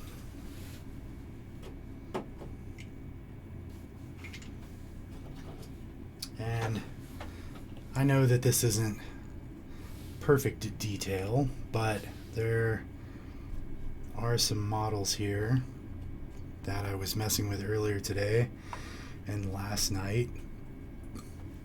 The great part about this is there's two pairs of these models, and each one of them, I don't know how well you guys can tell from here, but each one of them I used a little bit different technique. This little guy was I airbrushed red on and then washed it, and then gave it a little bit of a soft dry brush to remove any of the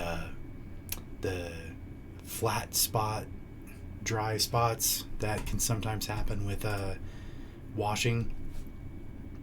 And then I kind of left it alone. Today I came back and I dry brushed it with some Kindle Flame, so that's bringing out some of the corners and details and whatnot. This guy is basically the same mech. However, if you can see the little cockpit area and around his little autocannon there, it's much darker in the recesses. What I did with this guy was spray him black, so just flat black, and then took the larger of these two dry brushes, of these domed ones, and dry brushed burnt red on, and then bright pyrrole red, both from Monument, and then dry brushed some of the Kindle Flame on to get the highlights to pop out. So while the mech doesn't look that different here on camera, there's definitely some differences. There's even differences between these two blackjacks back here. These guys have these little deep recesses on each side of the cockpit there. Makes it a really neat looking model on the table. But even with these, I used a different dry brush. So on this little guy, I used the softer dome dry brush, and on this guy, I used the flatter dry brush, the medium dry brush from Games Workshop. And this one, the straight edge one, gave a lot more, it produced a lot more noticeable pop along some of the flat edges. Both of these I like. It really just depends on what you guys like. If you like a much more defined edge highlighting on it, then this is great. This guy was done the same way, except the first dry brush I did to try to get the highlights to pop out, not where I'm trying to basically paint the model, but the first dry brush I did to get the highlights to pop out, I used Riser Rust from the Citadel color line, and that has given it took it to more of a peach color, which is funny because Kindle Flame here is very peach. It's like the color of peach ice cream. It took it to more of a peach when I put the Riser Rust on, and it didn't have as much pop probably as I wanted to have, so I went back and used the large dome dry brush and some Kindle Flame on this one too. So this one was black, and then black, burnt red, Riser Rust, Kindle Flame. And the nice part about it is, I took my time applying it as I was not shading it. I never actually shaded this model. I just dry brushed it 4 times, and we've got this guy. All he really needs now is the metallic details, maybe paint in the cockpit glass, do some little jewel effects for the lasers, and we're good to go. So I'll put these guys away.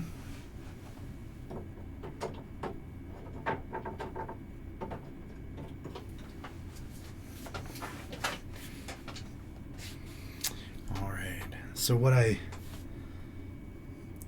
could try from Games Workshop is the Astorath Red here. And the Astorath Red may not be bright enough for the effect that I really want to have. So let's give it a shot back here on the back of his little leg right there. These brushes are a little bit different. You don't have to do as much drying out as you would normally with some of the other, with especially the Games Workshop brush.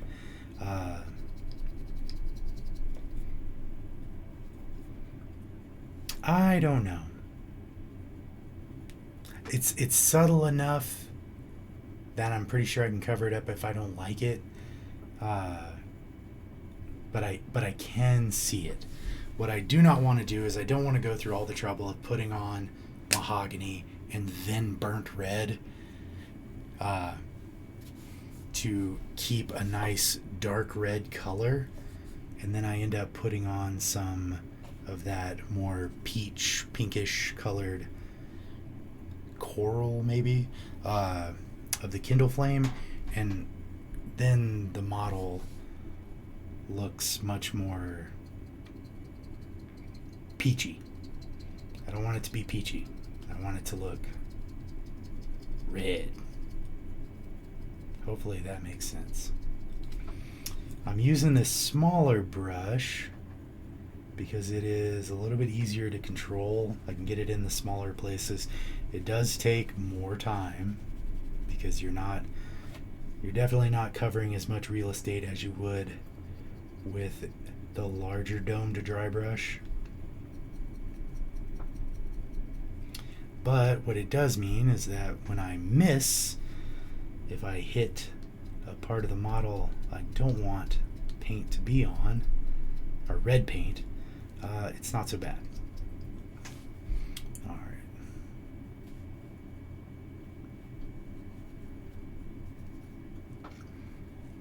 One thing you want to be careful of with these guys is getting in there and getting a little too active with the brush, because I have whacked the end of the ferrule on parts of the model and notice that I have chipped away paint. It's never anything that I can't fix. Like right there, I just missed a little bit and I hit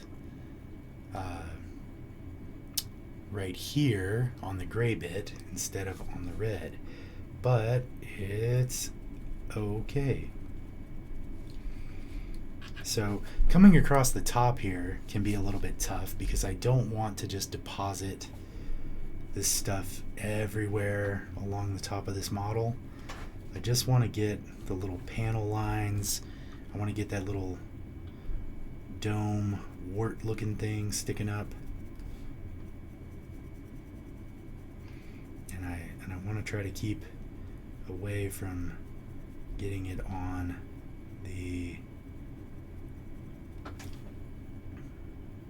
gray bits.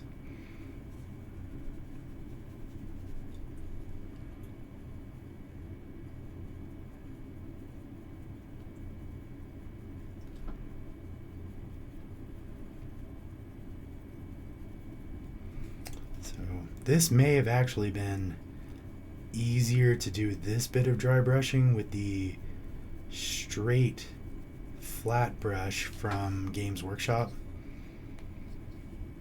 just because I think that having the flat brush might be a little bit easier to control. But hey, you know what, we're committed now.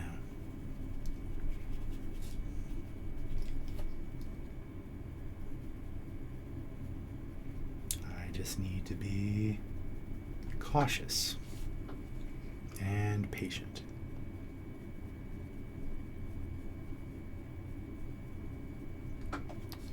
All right. Now it's underneath this little panel right here on this little flat spot.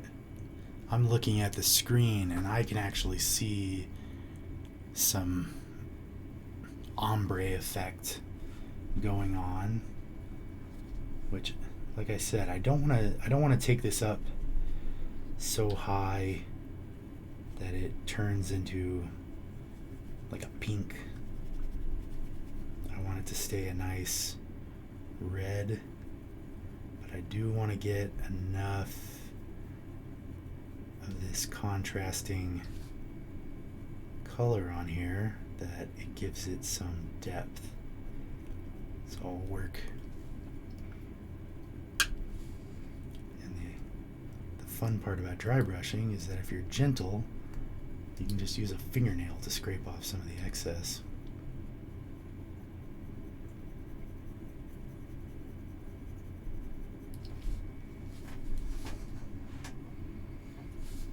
I am happy with that.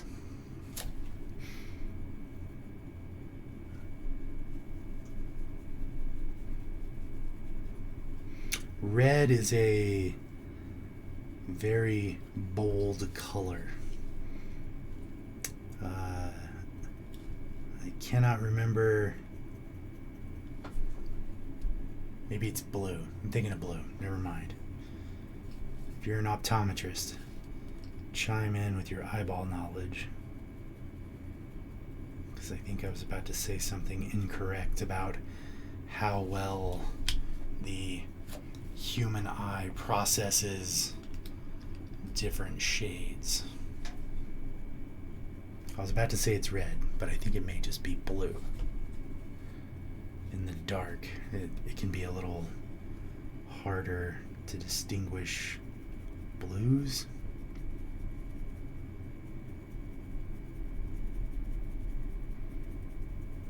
I'm not a doctor, don't listen to me.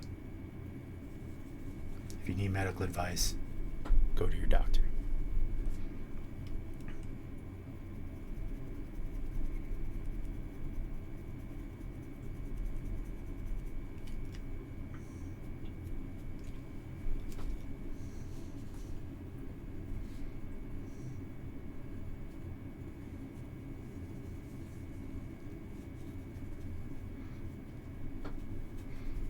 Now, I don't very often use this domed brush with the Games Workshop paints, so I hope that I am getting the effect that I want without a lot of wasted effort here. But these dries are very dry. They are, oh, look at that. I've got some paint hanging out there. Let's get rid of that before I deposit that somewhere.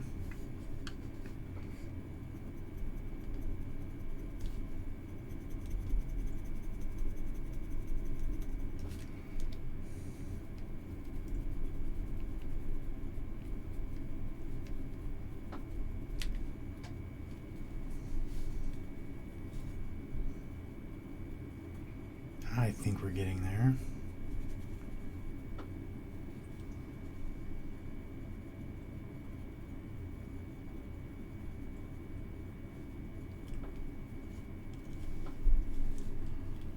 Oh wow, I got this all over that little area down in there. That's okay. We can fix that.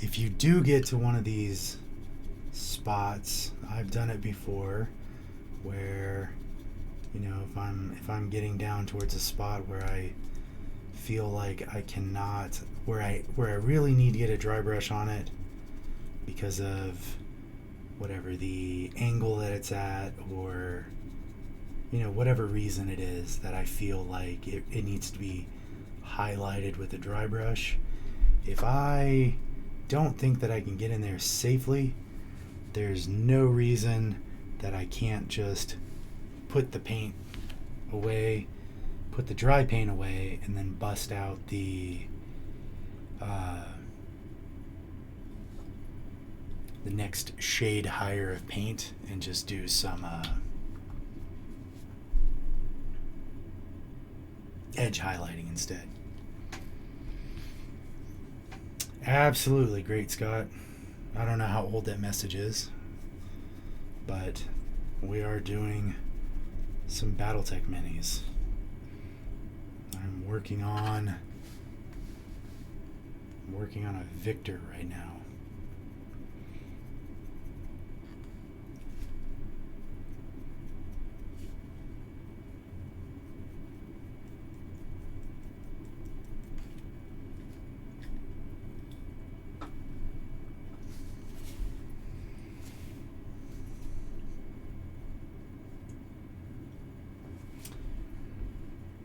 So, let's see.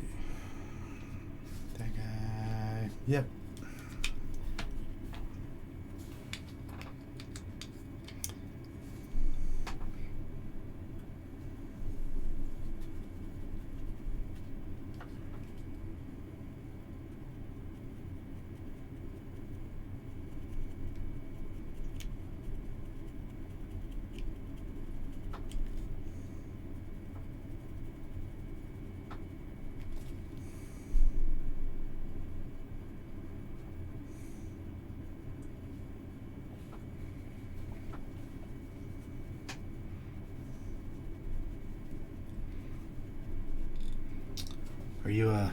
Are you a local there? Great Scott? Are you a fellow Burqueño, or if not, where'd you find us? I saw that I think a bot retweeted my tweet from the store account where I said we were going live. All of a sudden a retweet notification came in.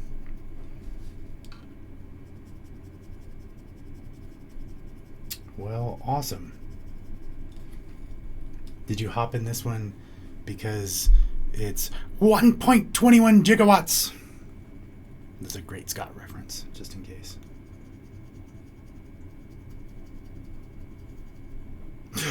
Great Scott! Thank you.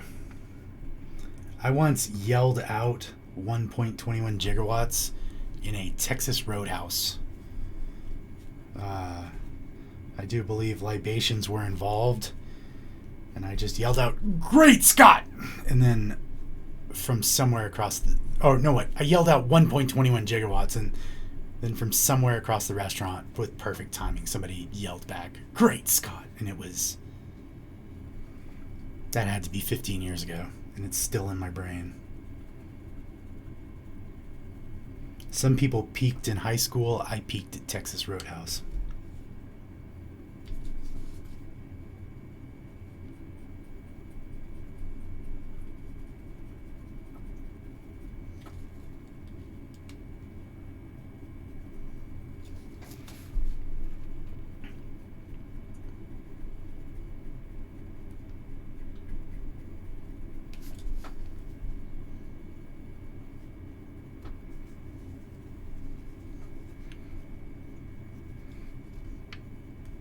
I do kind of wish that it told me when people pop in or pop out.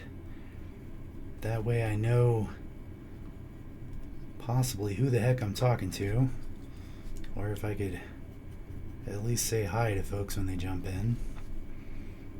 I'm sure that widget or whatever is out there somewhere, we'll get it added to the stream one day.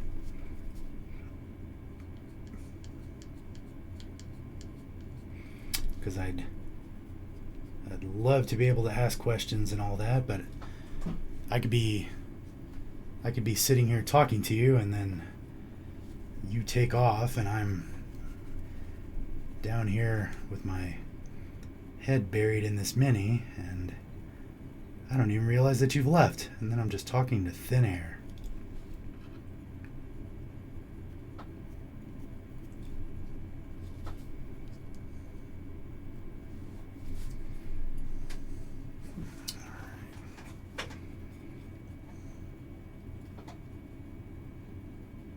Gotta fix that. Alright, well, we're gonna do the hunchback here. And then I'm gonna see if I can fix where I left all of that brown paint on that poor little enforcer's thigh. I painted 2 models and then I completely forgot what my paint job was going to be.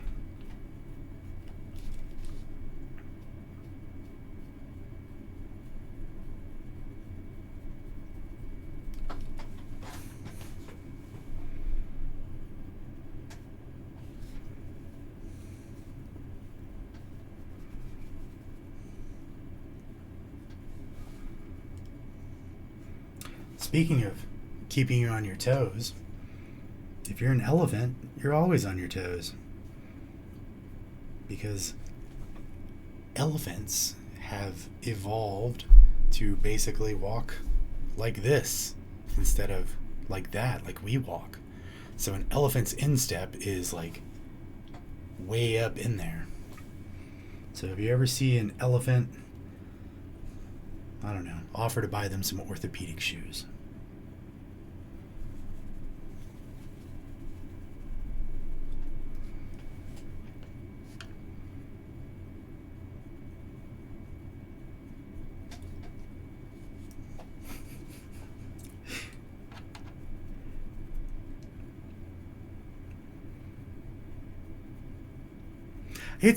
It's informational. I don't know about educational. I feel like educational would be something to, broaden your horizons a little bit. Maybe something there. But knowing that an elephant walks on its toes, I don't know how that applies to anything. I don't know when in life. I don't know. Maybe you'll be in some sort of Saw type pub quiz one day, and somebody will ask you where a pachyderm's toes are, and you can tell them. Hopefully, they won't, chop off your leg or something.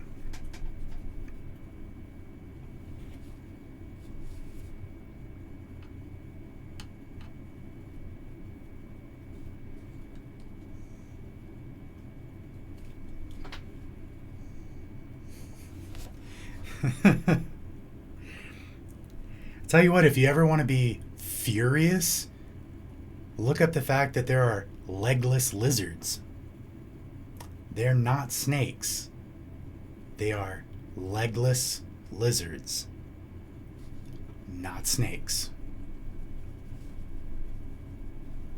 Legless lizards exist.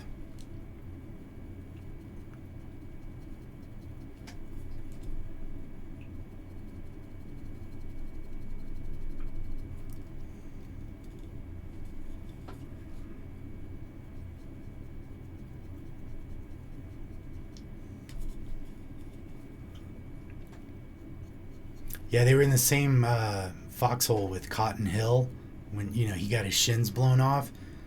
The lizard was right there, but he got his whole legs blown off.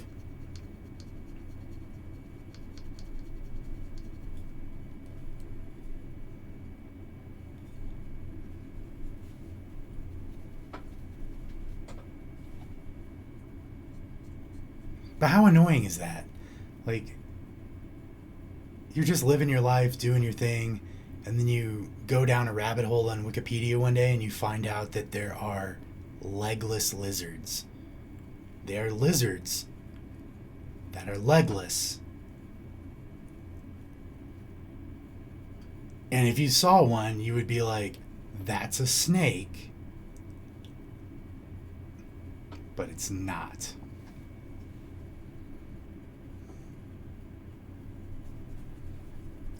You can. They are very Danny DeVito-esque because you can usually find a legless lizard eating trash.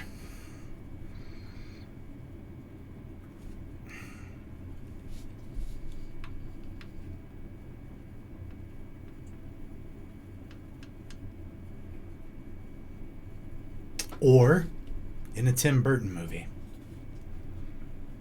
One or the other.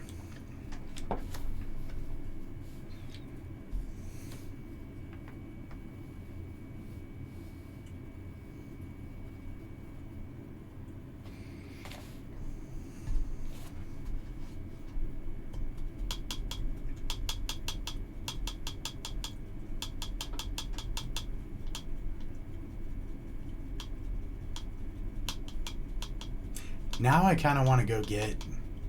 I mean, it's basically bordering on animal abuse, but I want to go. I wish I knew how to do Photoshop. In which case, I would go and get like, I don't know, a skink or a yellow-tailed Bolivian fire gecko or something, and like Photoshop Danny DeVito's hairdo onto it.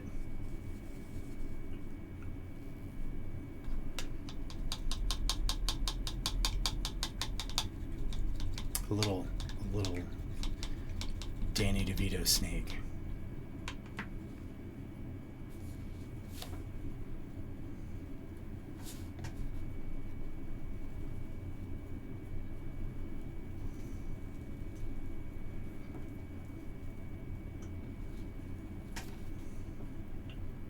All right.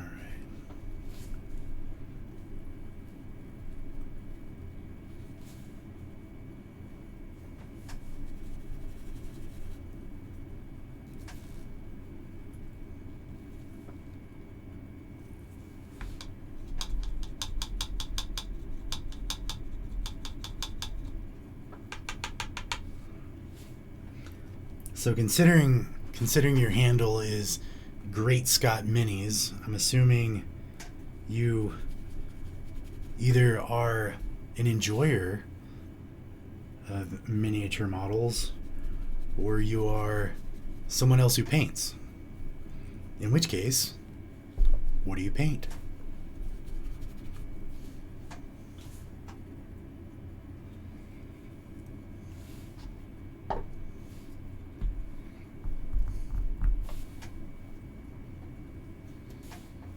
Don't.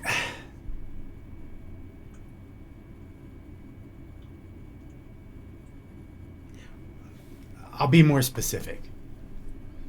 What's the last thing you painted? What's it from?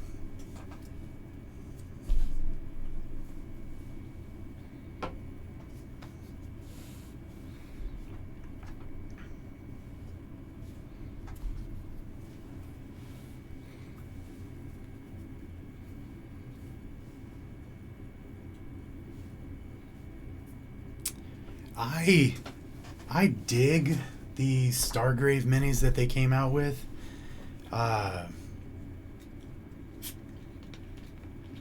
Oddly enough, the same guy who created BattleTech is the guy who created WizKids. So all of your D&D and Stargrave, StarCraft, not StarCraft. Not Frostgrave. I know Frostgrave, Stargrave. Those are agnostic. I'm thinking Pathfinder and Starfinder. I'm thinking Starfinder. Excuse me.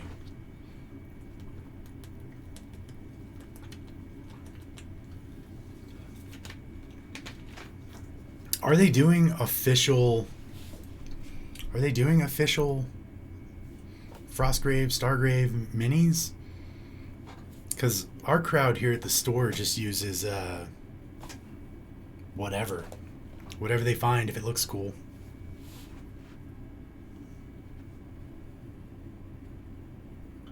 Who's making them? Because if somebody's making those, man, we need to get them in here. I didn't even realize they were out there.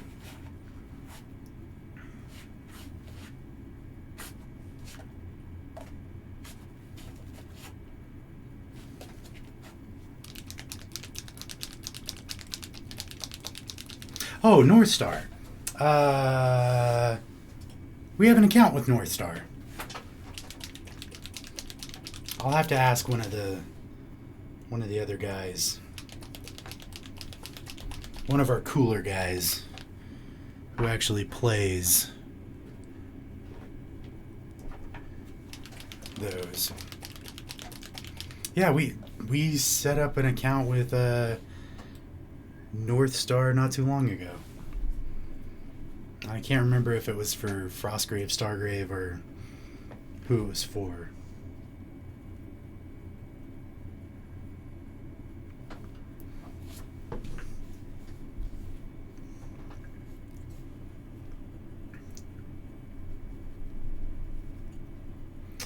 All right. So, hopefully you weren't here to see me do this, but I decided that I would paint these guys. Normally when I'm painting the Battletech stuff, because I'm basically just the biggest Battletech nerd on earth, I end up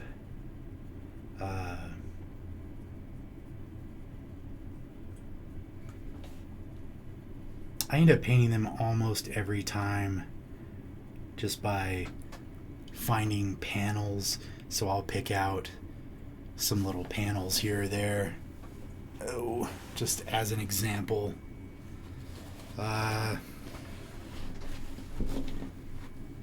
Little show and tell. There's one of my Houston Astro themed mechs, and he's wearing eye black and some pit viper sunglasses. But this is normally what I do, is I'll just go through and I'll pick out panels that already exist on the mech. Mostly because I'm scared to do anything freehand, and sometimes that comes out really well. I enjoy these little guys. This one is a canonical paint scheme. Normal Battletech play area is 4 letter-sized pieces of paper, because the boxes that they are shipped in are basically the size of a ream of paper, and I'm fairly certain that they're the standard page dimension, whatever it is, 9 by 11. I don't know. I can't remember what it is off the top of my head. But they are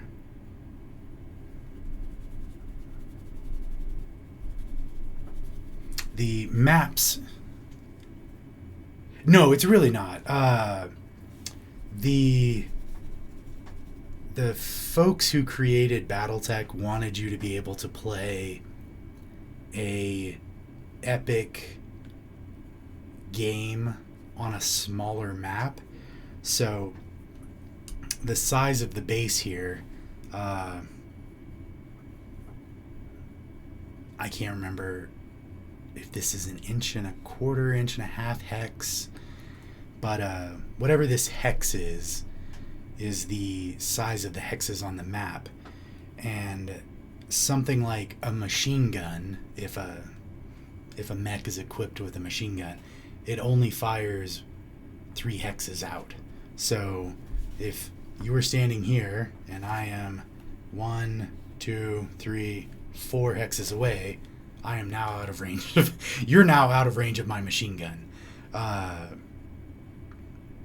And they have thrown in all kinds of, lore stuff over the years to say, oh, well, it's a small area because computers aren't as good, because when Battletech first came out in the early 80s, it was very Mad Max-ish. It was very very, very dystopian on the like outer worlds. A lot of the inner worlds are just fine. They're think of it like Star Wars with the core worlds and all that. Your core worlds, life goes on as usual every day, but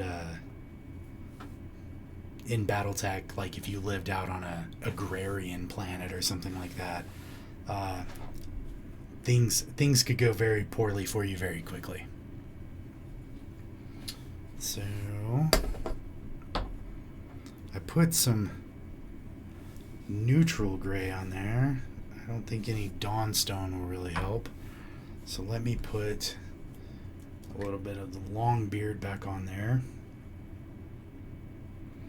Just a little bit to kind of hopefully bring my little boo-boo spot back into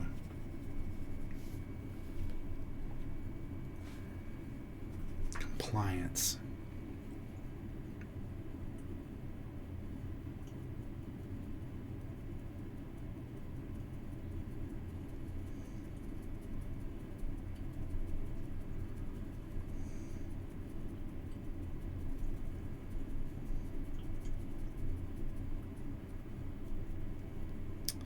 Man, sometimes I amaze myself.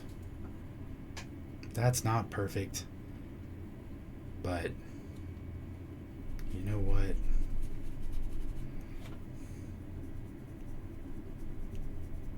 Don't let perfect be the enemy of good enough, right? And with a little bit of a wipe away, let's put a little back on. Let's rough it up a little bit.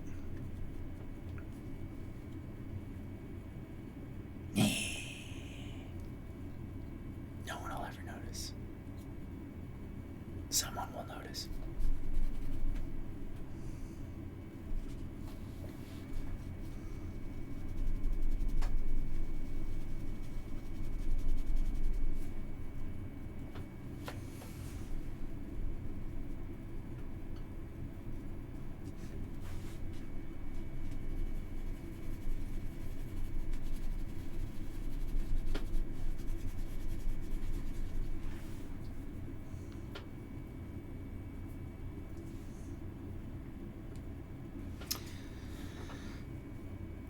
How long? A sheet of paper is 11 inches long, right? So if a sheet of paper is 11 inches, then the plastic fold-out buffet tables, those are always 22 inches. So that way you could fit 8 by... Hey! Yeah. That way you can fit a BattleTech map on a 22 inch. So it would be 22 by 16, right? But then it would be able to fit on like a plastic folding table, which is why I believe Games Workshop went the way that they did, where they did the 44-inch table.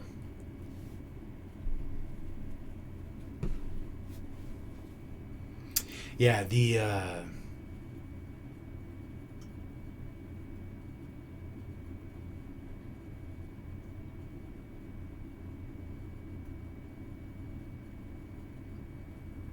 yes, there are the fold-out maps that you can buy. There's the fold-out maps that come in the box sets, and those are just twice folded, so you just halfway and then again, so they're just double the dimension in each way.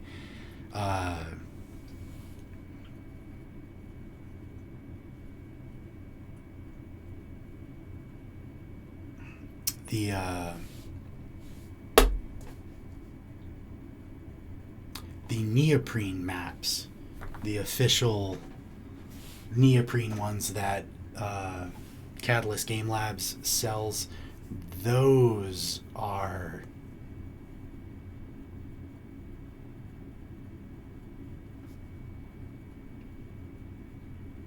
Are they 32 by 44?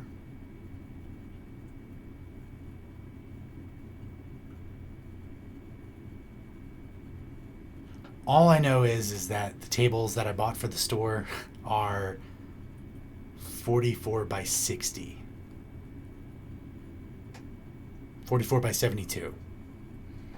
That way you can fit Warhammer on there and have a little bit of room left over. It made our Infinity crowd very sad because they lost the 2 inches on each side of the table.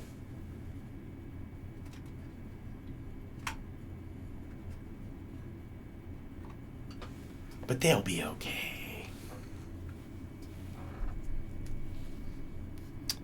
Gonna put a little bit of Nuln oil back on this spot right here because it's a little bit high. And I'm just gonna drop some in the old crevices right there.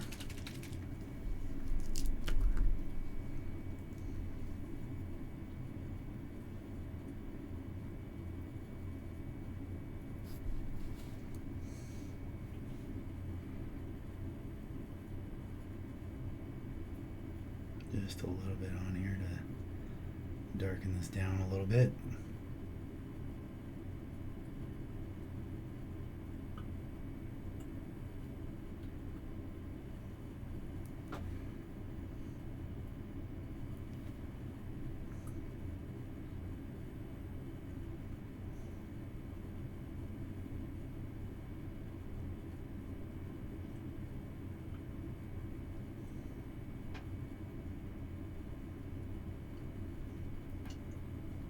All right, we'll let that dry.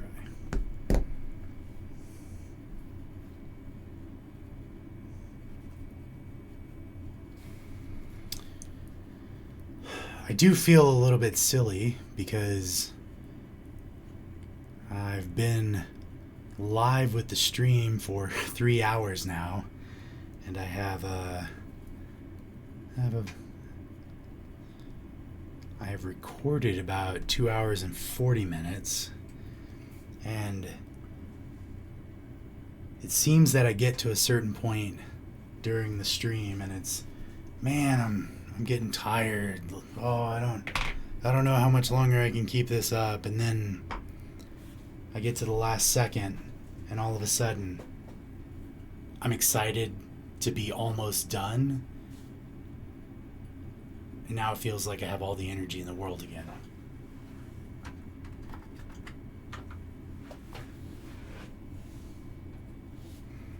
What's the deal with that?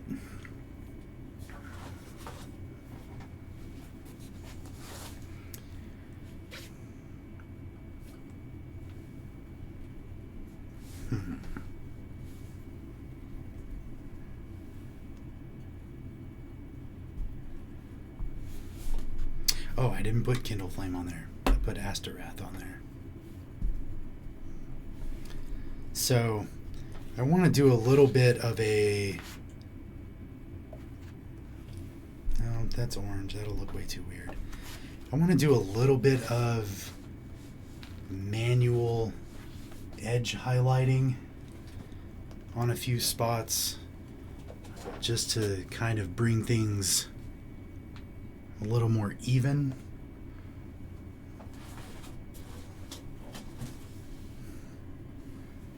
So I might... Yeah, it's close enough.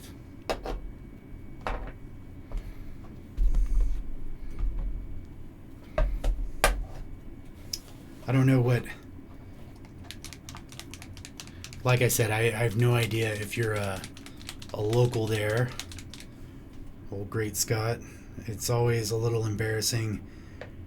It's still a little embarrassing for me to find out that I've been talking to like one of the regulars here at the store who decided to pop in on the stream, and I end up talking to them like they're a complete stranger. I feel like that's some sort of violation of our friendship. But all right. Well, if you haven't used, I realize the image is reversed, but if you have not tried out the Monument Hobbies paints yet, they're nice. They're real nice.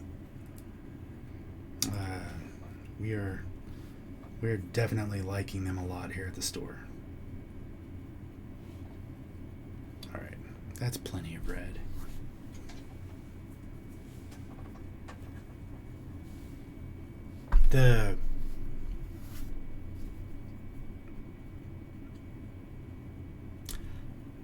Well, then where do you get your paints? Don't tell me you got to order your paints off the internet. Oh, see, I graduated from enamels to acrylics.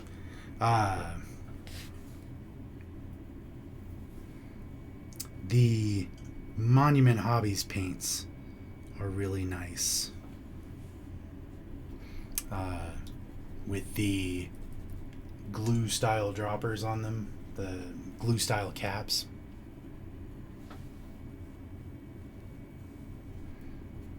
They're really nice because it's a little. Oh, let me get some fresh water.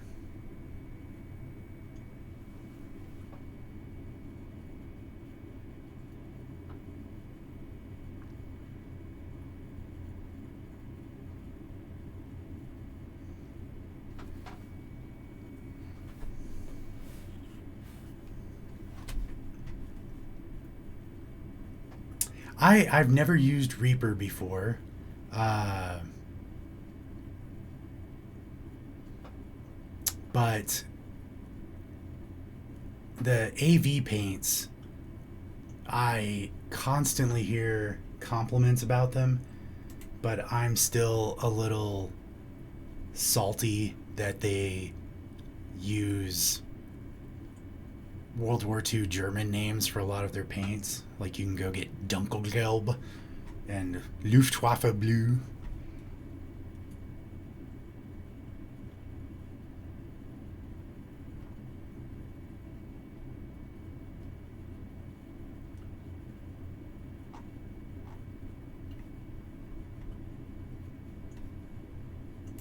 Yeah, I made the mistake of clicking on yeah, their scale line. I made the mistake of clicking on your Instagram link.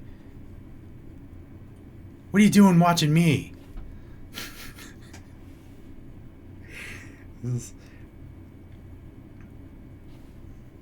It's like, yeah, no, I completely understand why they use them because they're accurate. You know, if that's what you're into, if you're into doing accurate paint jobs, that's a great way to get accurate paint.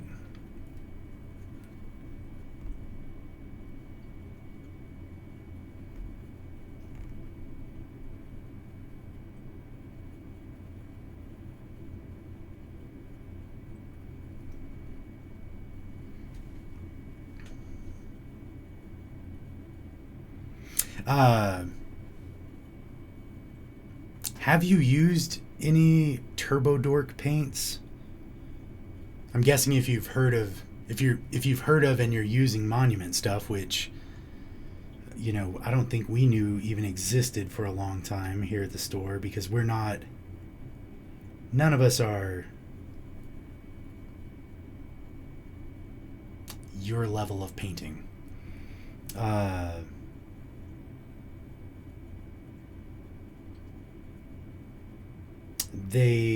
Turbo Dork does all metallics, so all of their paints will be metallic. Some of them will be color shifting, however, they cannot call them color shifting anymore because of a cease and desist from Acrylico Viejo. Because that's apparently a trademarked AV term. So they are simply known as turbo shifting now. They're not perfect, but the great part about that is they're customer service is, really great. If you get on their Facebook group and you let them know.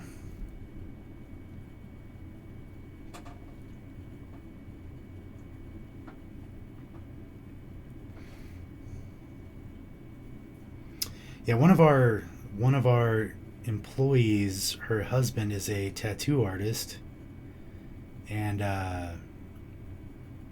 he loves doing his minis kind of what yours look like. They're much more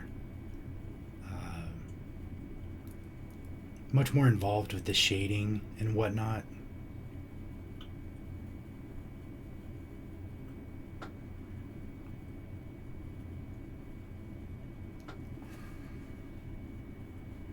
They have that very oil look to them that I really dig. I don't know. I'm scared. Everything scares me.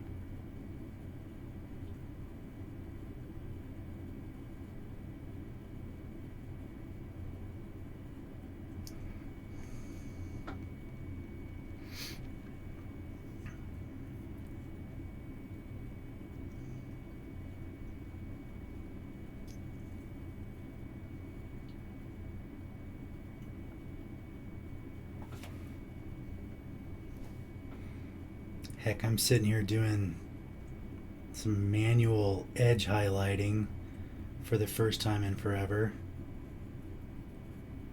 And I'm super scared that it's going to be too much. But now that I put the model down and look at it, it looks fine.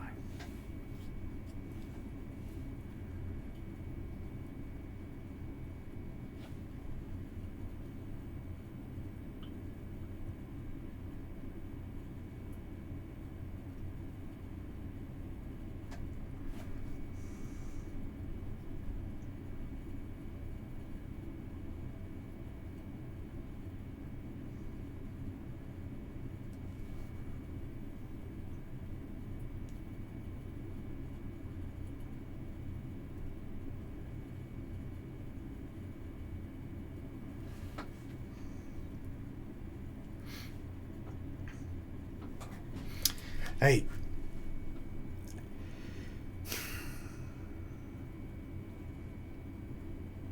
I really hope my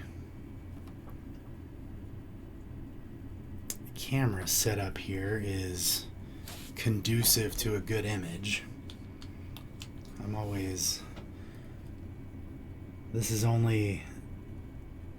I've only actually gone live a few times, and I've had these cameras for probably a year, and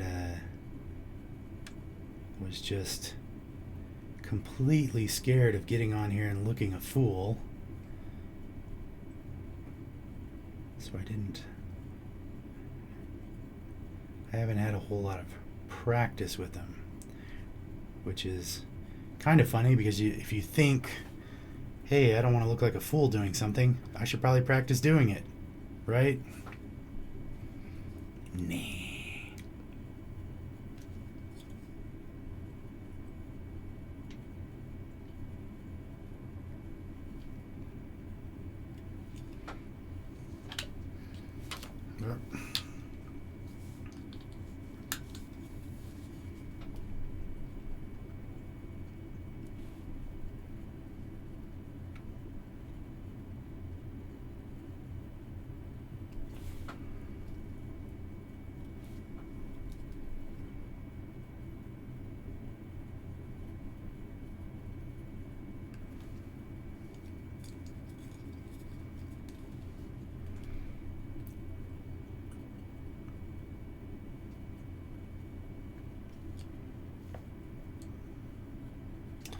So I do need to figure out a better setup for the live streaming here, because I'm sure you can see I'm looking through the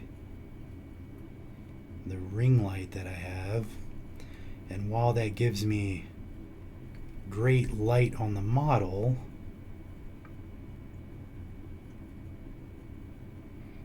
the ring light is attached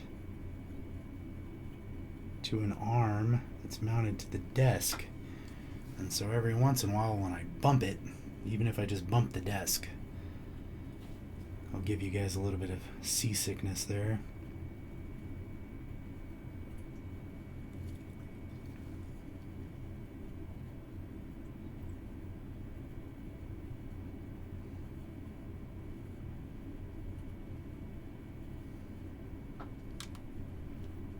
Like that.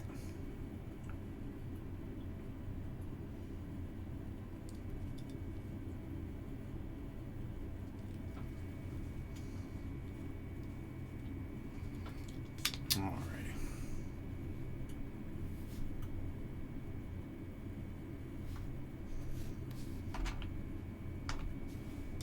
I think this guy could use a little bit.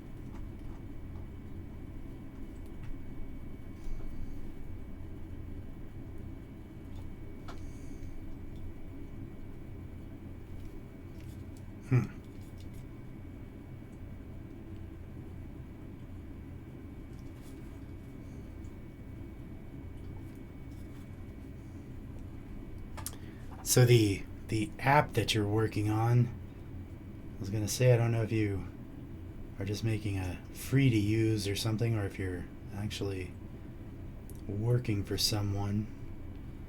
But with as many Frostgrave and Stargrave players as we have, if you're putting out a great app, shoot us an email here at the store, and that way we can set our players up with it. Because boy, do I love me a good app.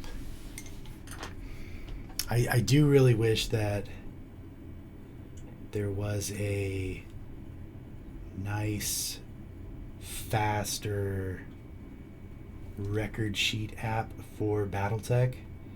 Mostly because while I do enjoy sitting back and filling out the record sheets and all that, sometimes you don't want to travel with all the record sheets, or sometimes you want to use a variation of a mech and you didn't bring that specific record sheet.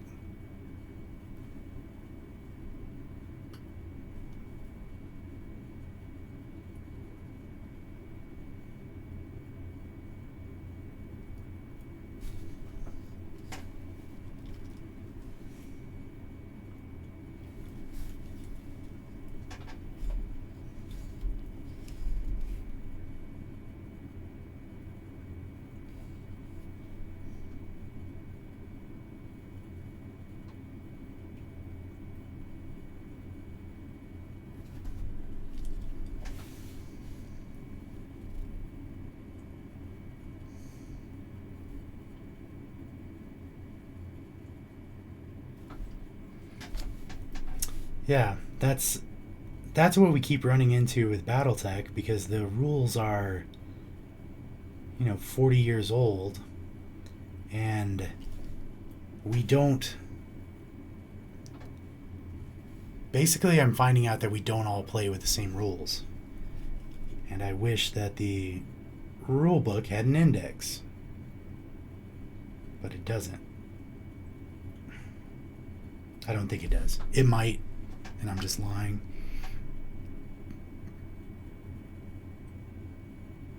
If the Battletech folks are watching and I just lied about their game, please don't sue me.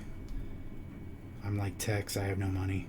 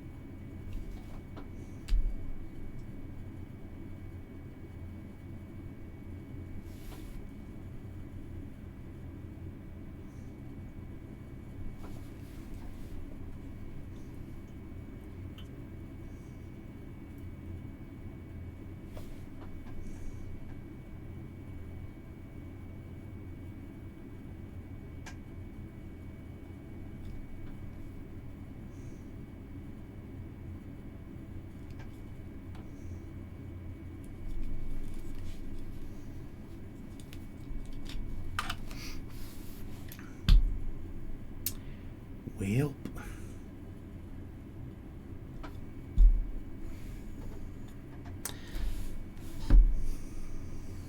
Trying to spill stuff here.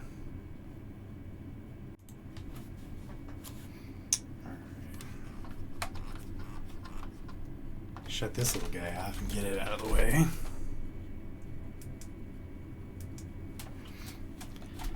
And then the very flattering look that this camera gives me, because I've got the humidifier going and it always gets warm in the office. And so this little guy is this camera's trying to do me dirty.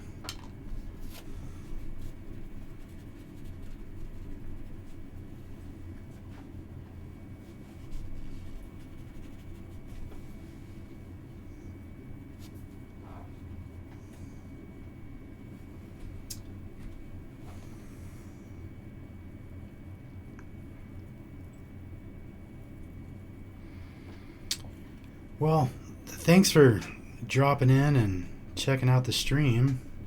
Your minis look great. I aspire to that level someday. In the meantime, I've got 3 hours recorded here, and I don't think anybody wants to listen to me talk more than that. So I am going to take off, but I am trying to stick to the schedule of being here every Monday to do a session where I try stuff I've never tried before, and we're calling that Lowered Expaintations. We did these little guys on Monday, where tried out some I wanted to try out contrasting colors, so we did some green, and then it didn't contrast as much as I thought, because I thought I would end up doing a gold on top of the yellow, but dry brushed some yellow on it, and then planned to do some gold, and instead went with a little bit of neon yellow from Army Painter, and that took a lot of the yellow dry brushing back to green. So those guys ended up they're very vibrant, but that's what Mondays are for, to try stuff I haven't tried before, to see how it goes. Wednesday nights will be basically planned painting night. So tonight's the night where these are actually mechs for somebody else, and I'm taking cues from them on what color to paint and whatnot. And then every once in a while, if I find out I can't sleep, I may pop into the store and do a little bit of a late night paint session. And on those, I try not to talk, because if somebody's popping in at 12:30 at night, I'm not trying to wake anybody in the house up.